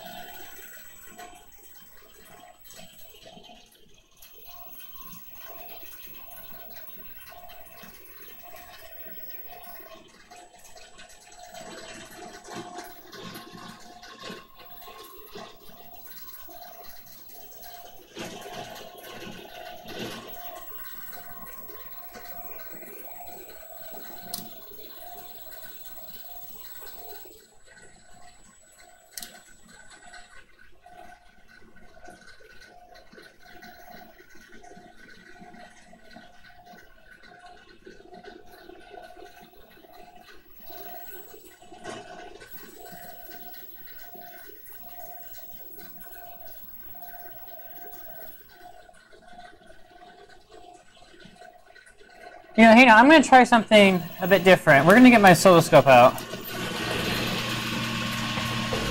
I've got an idea. Yeah, let's get the oscilloscope out. Because there's one thing that I have not been able to calibrate yet, and that is what contrast should actually look like.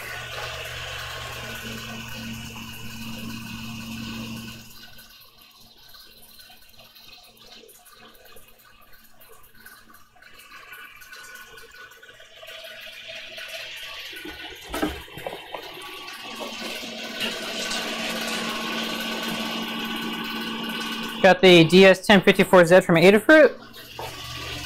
Great, great oscilloscope.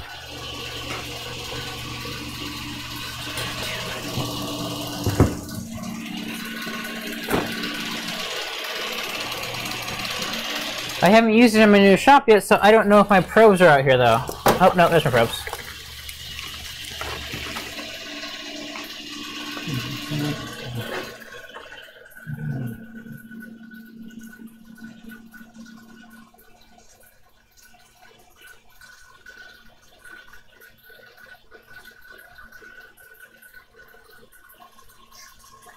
Huh. The SSL certificate expired on the Adafruit site. That's kind of funny.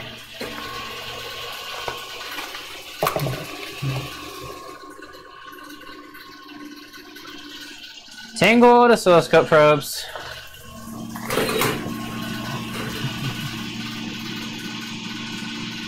There's a waveform monitor on the back of this microscope, and that will let me maximize dynamic range with contrast because the button to do that on the front doesn't work.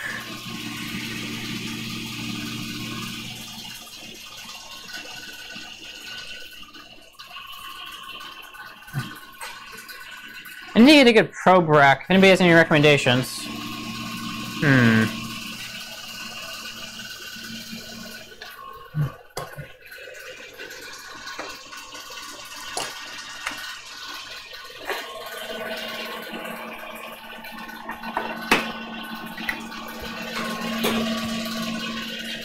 I also need to get power for my oscilloscope.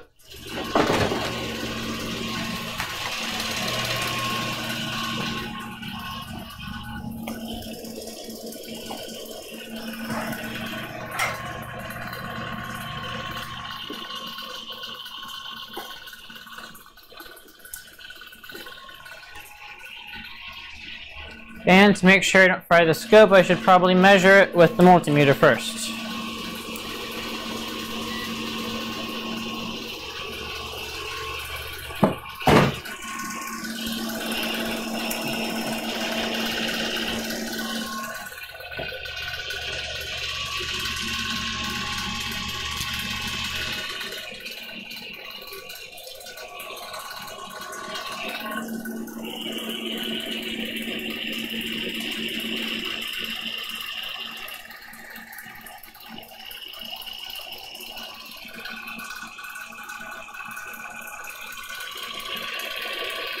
Man, there's not a good ground back here.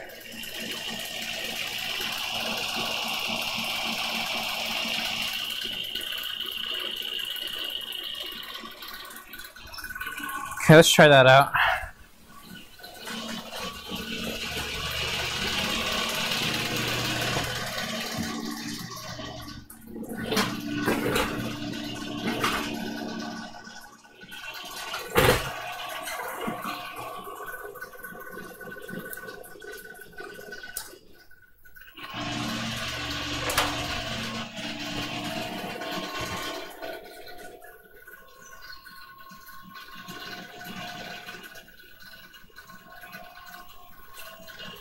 Oh wow, this is configured weird right now. Let's just out of this.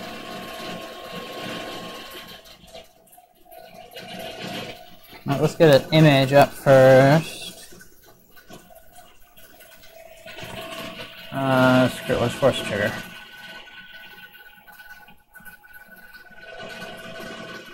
Okay, cool. That's good. So let's go to want a 10x probe.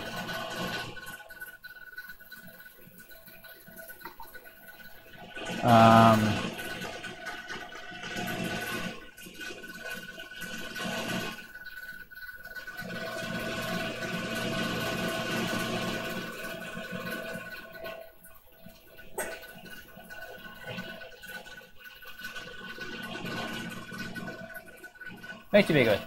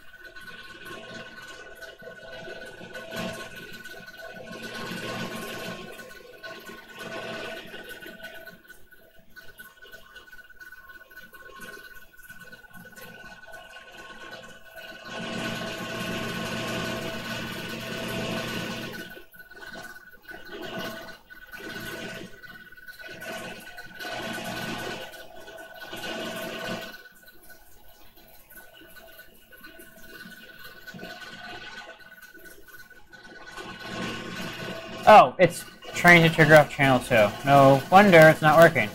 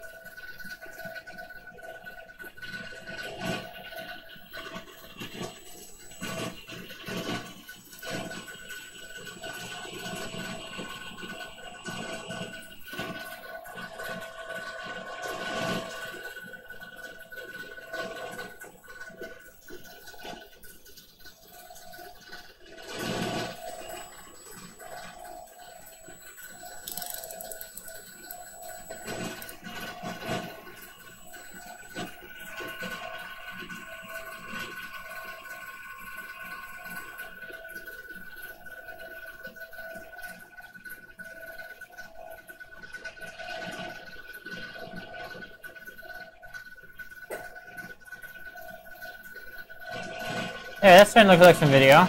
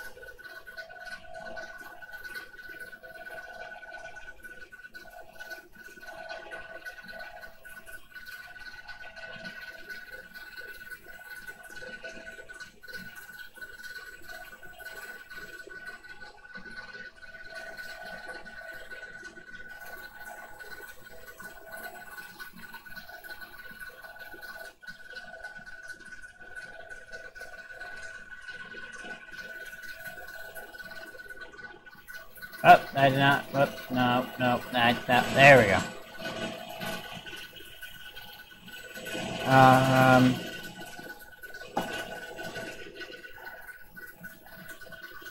Just a second.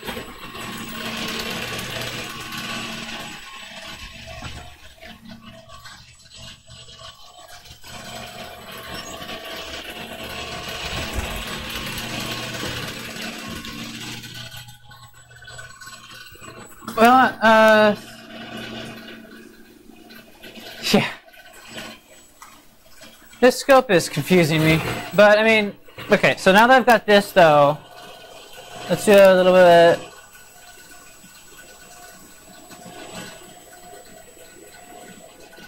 Okay, so this is good though. This is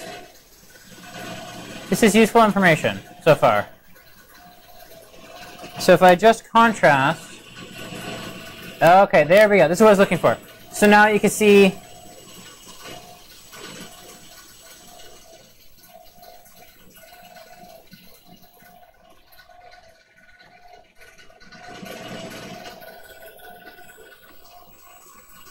Okay, this is exactly what I was looking for.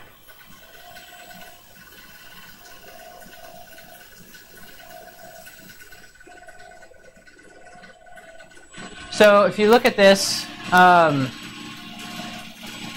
you'll be able to see that as I change contrast, you can see how my dynamic range starts to increase. And what am I at? How many volts? 5 volts per division.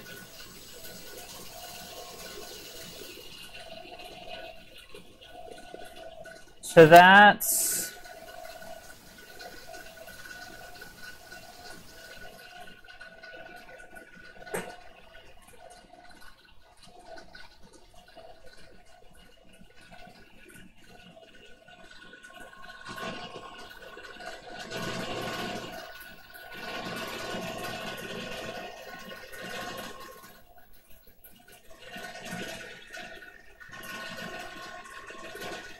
Oh, this is great. Okay.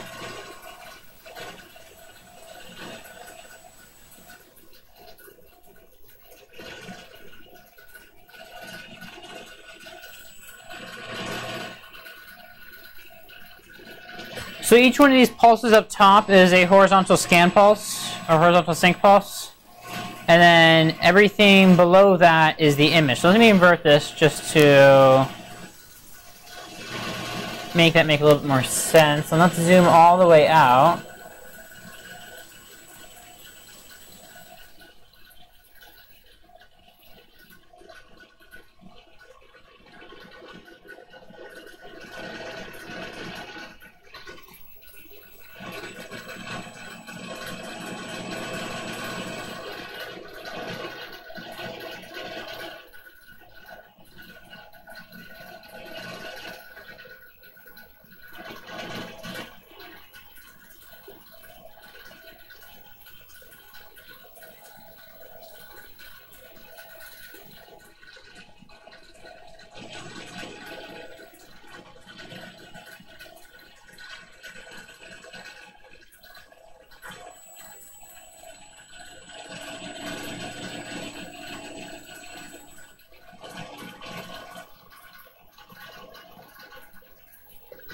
Okay.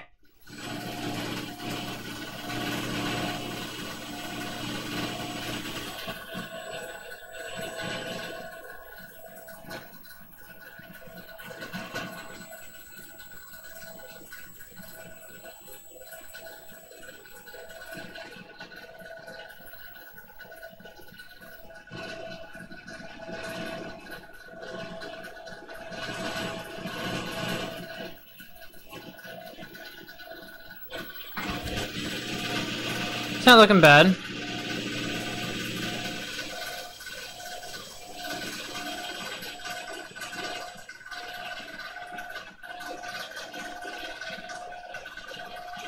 So now let's.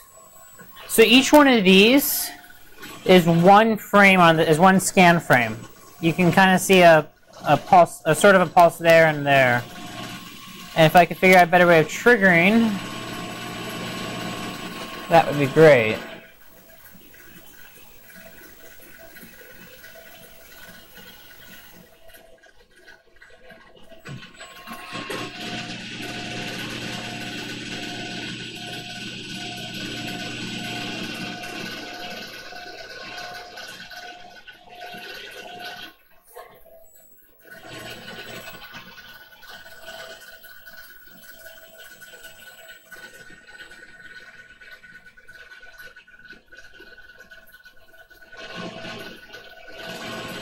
What type of triggering would be good for this?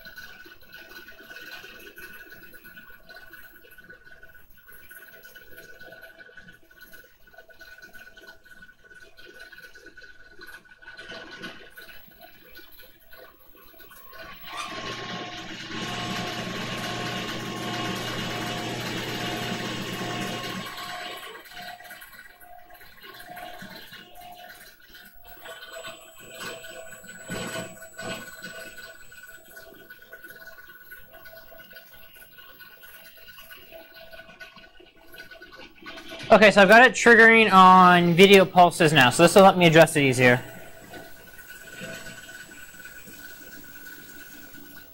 So as I reduce contrast, you can see that range goes to practically 0.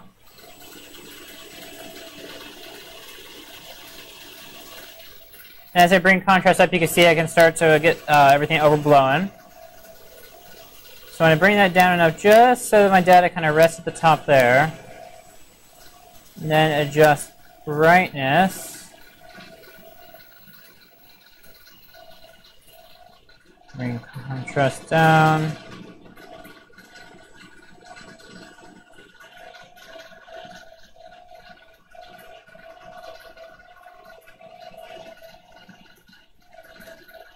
So I got brightness right above the floor.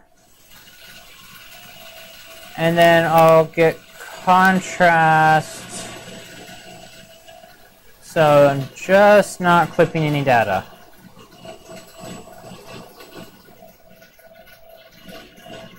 Okay, there we go. That's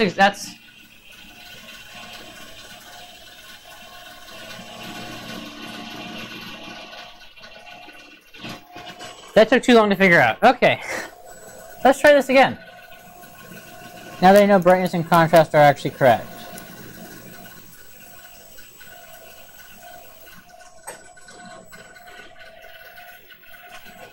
And of course, when you go to rapid, everything changes. That's great.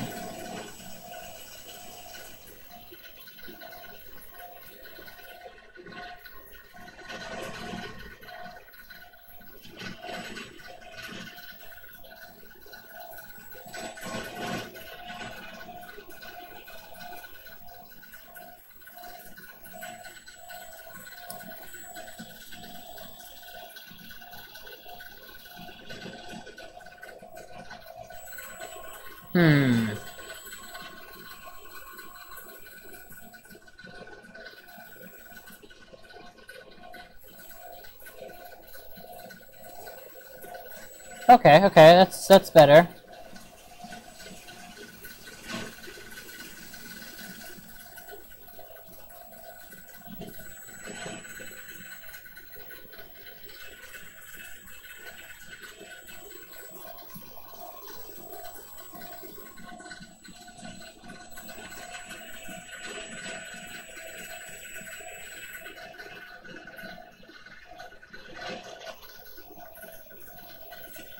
There, check that out. That's... Oh, you guys can't see the screen. Oh, wow. I'm great at positioning cameras today. Yeah, check that out. That's best image to date, and it's really useful to be able to actually see exactly what I'm doing.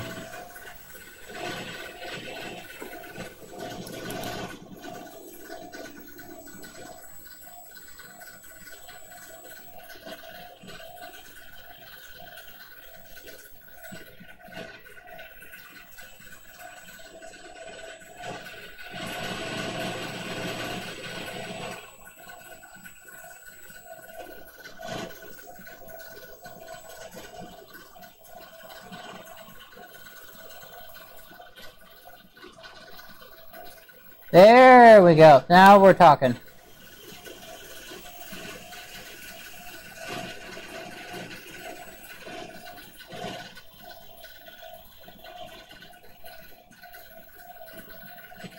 It's amazing what having the correct settings does. Wow.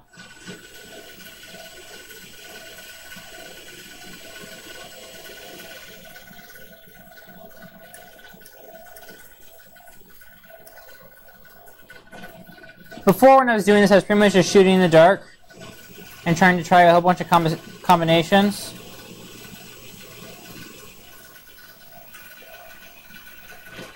But now that I've got the oscilloscope out, I can just nail it.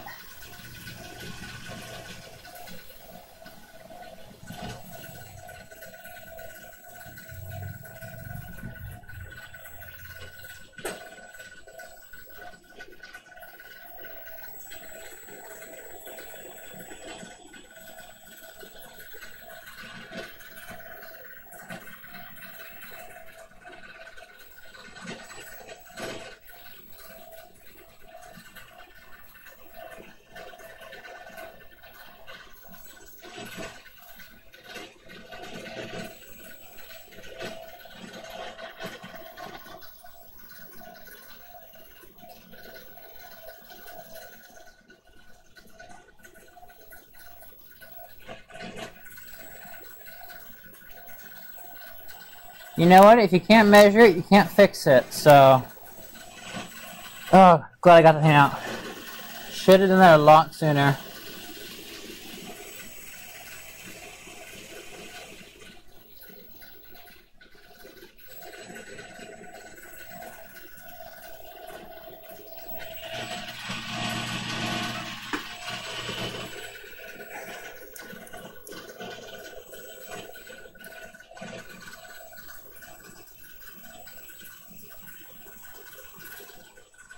So this right now is 30,000 times, and this is the first time I've gotten any detail at 30,000 times magnification.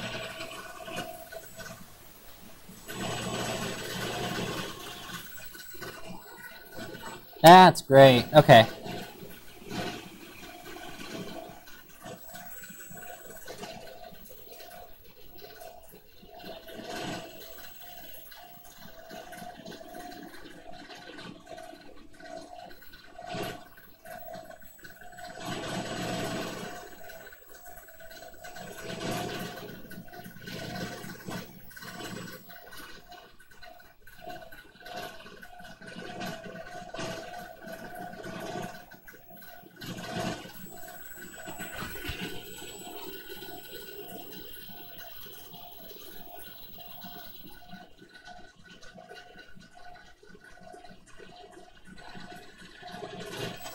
Check out how sharp those lines are in there now.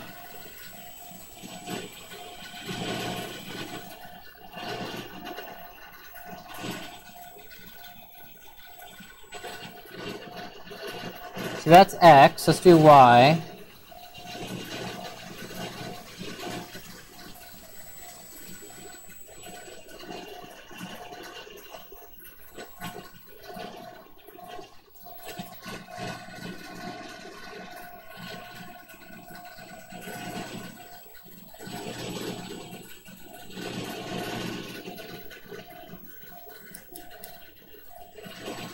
Yeah, check that out. That's more so that's 7,000 times right there, and that's a lot of detail. Let's adjust brightness and contrast again.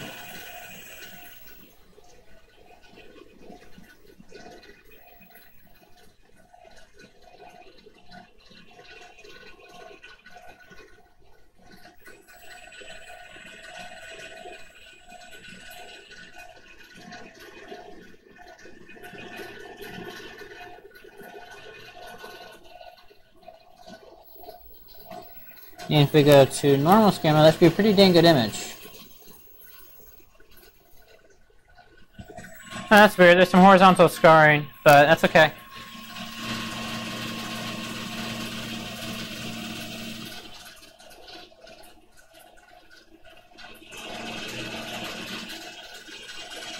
Well, for those of you who are still with me, thank you for staying this long while I deal with this thing.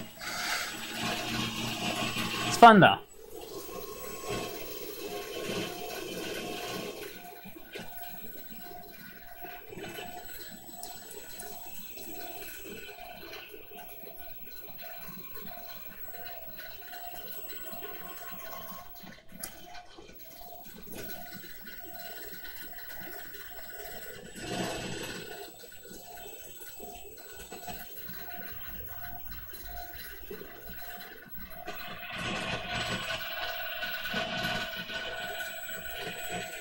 I don't like that scan mode.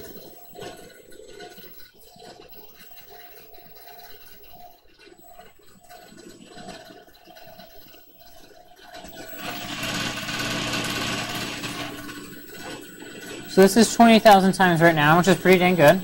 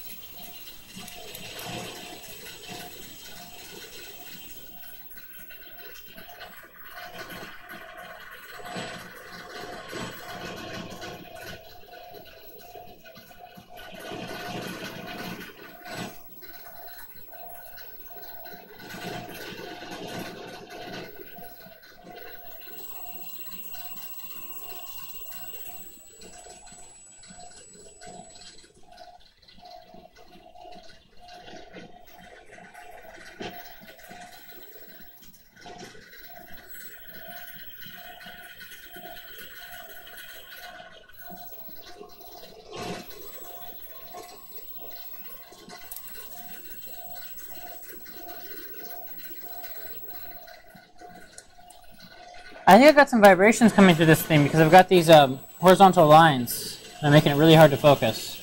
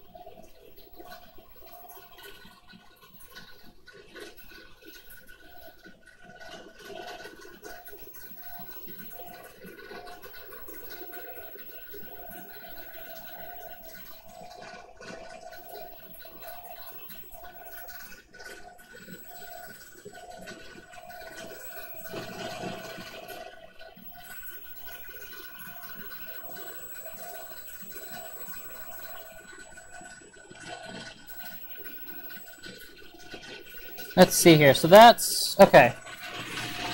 Man, it seems like take another picture. Yeah. Let me focus this, and I'll take another photo.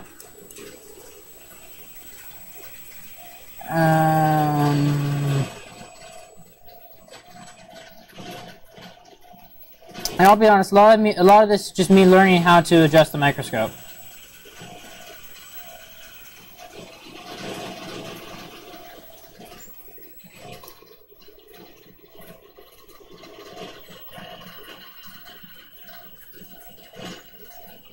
Let's see here.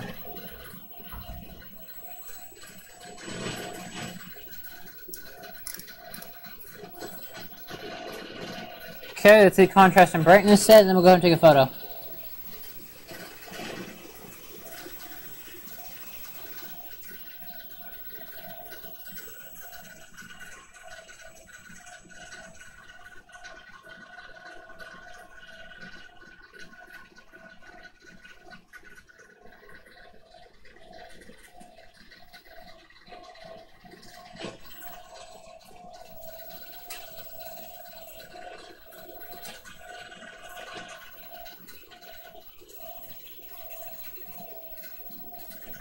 Okay, I'm just going to punch in one more time to focus, then we'll be good to go.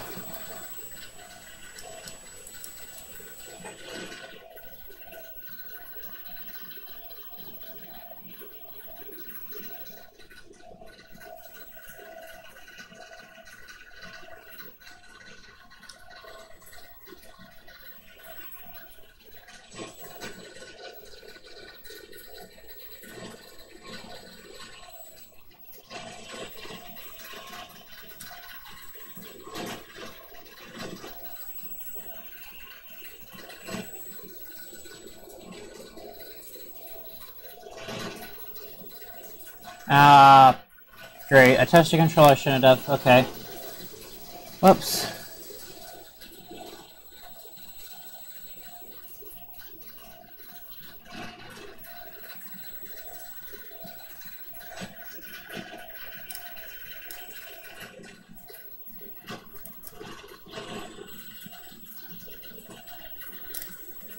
Okay, but we're good to go now. So let's find an interesting spot.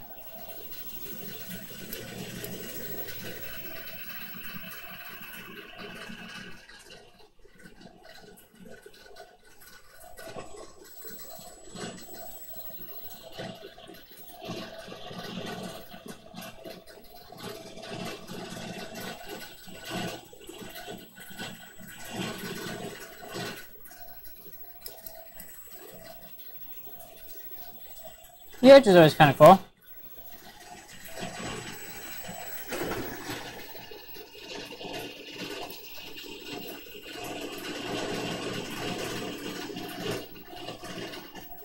Make sure I've still got reasonable focus over here, so punch in a bit. So that's 10,000 times, and this is really good quality for 10,000 times.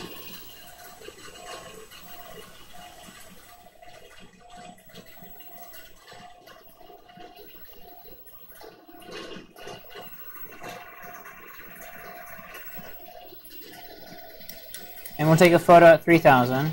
Maybe a little bit further out. Yeah, we'll do 2,000. Okay, that's the photo we're going to take right there. Drop spot size a bit.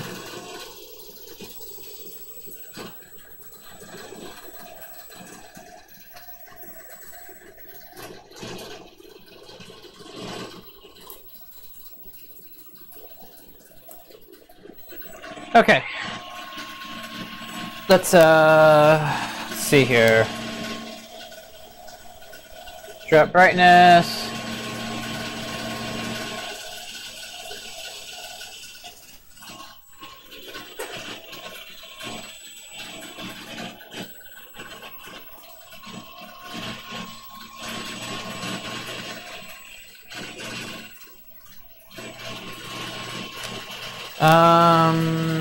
Oh, camera's probably gone to sleep. In fact, it has gone to sleep.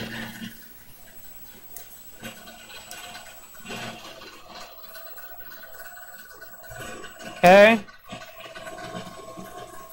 You know what, let's go ahead and zoom this out. Or increase my recording time. So let's see here, it was 1:30. So 15-10-second deviation. That'll be good. Move my trigger over. Go ahead and force. Force. Single shot.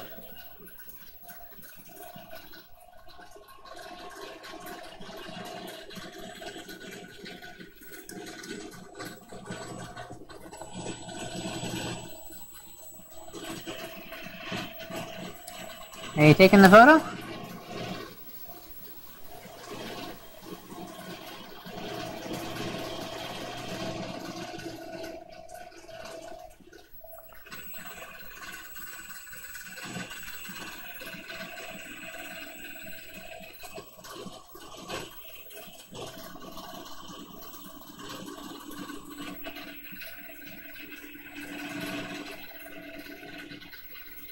Okay, so taking the photo right now.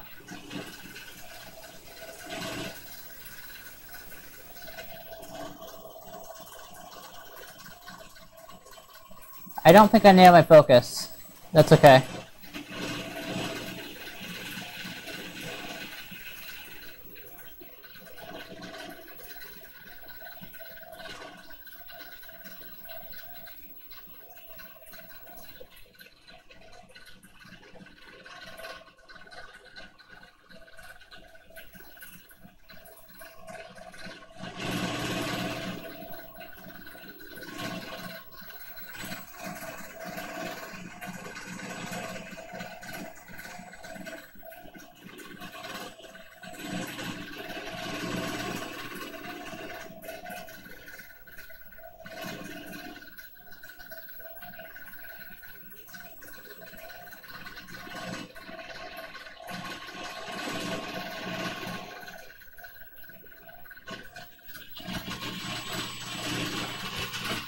Okay, so photo is saved. Let's see if it showed up on the computer.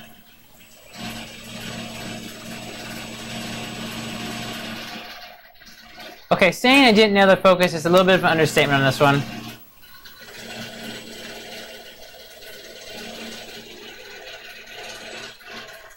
But I don't have those horizontals. I don't. Horizontal scarring is still there, but it's not nearly as bad. Oh, wait, you guys can't see that. Okay.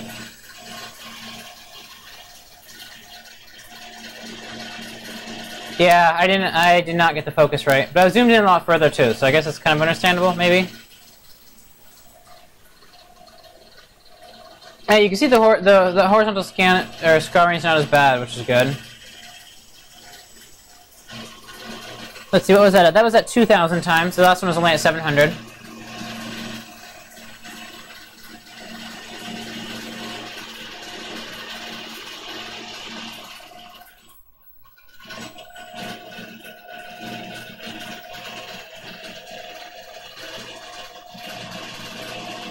Wait, real quick, I want to save this waveform. So, let's see here.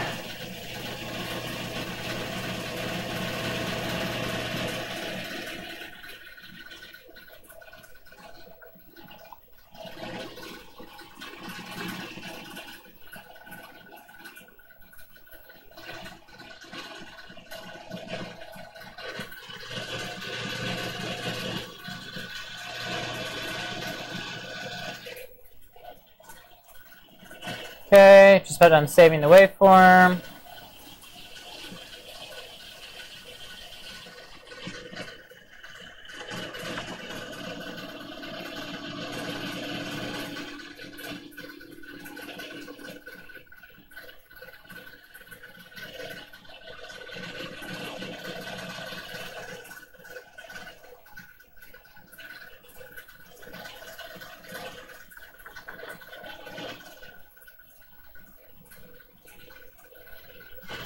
Okay, it's saved on the scope. Now I can work on the image a little bit.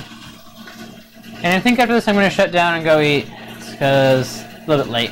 I might be back on later tonight, I don't know. We'll see. Yeah, I didn't get focused right on this one. That's okay. It's, yeah, learning. Yeah, let's compare this with the original. So let's do...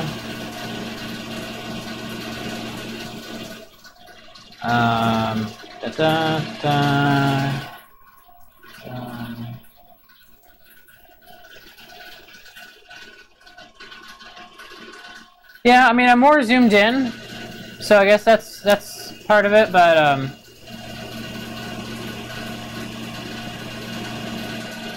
I definitely got better focus than the last one. I'll post it though.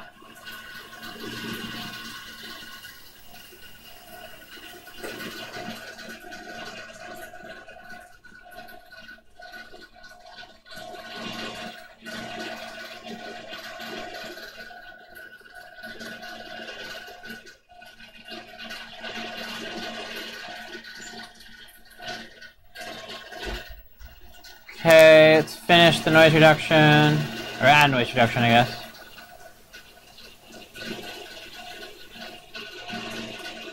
And we'll leave noise reduction off. Let's export and call it a night for now.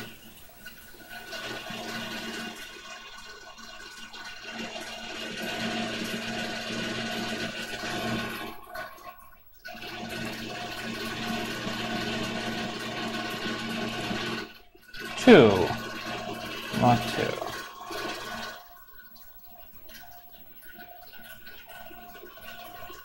Okay, look out on the Discord momentarily. If you guys have any questions, now's the time to ask them, because I'm going to be getting off in just about a minute or so.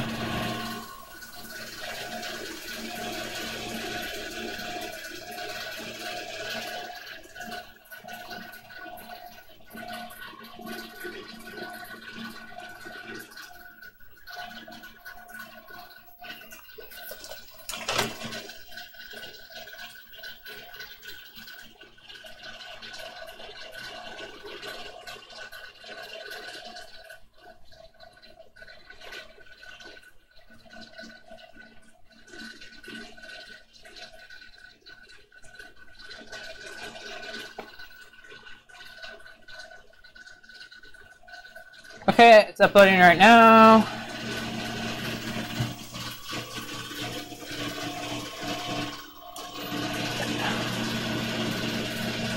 Yeah, and I'm gonna go ahead and get off after this, so I'll wait just a little bit longer.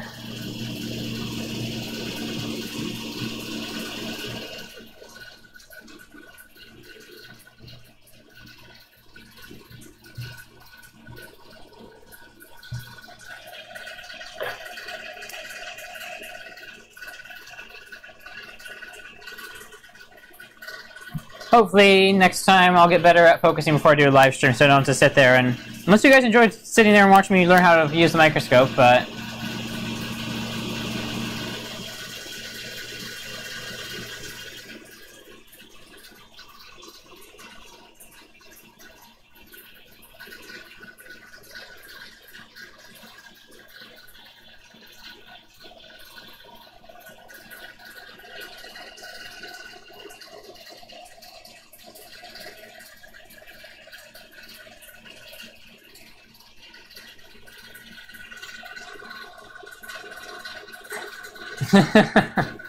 Well, if you guys, I'll keep doing streams if you guys don't find it boring. So.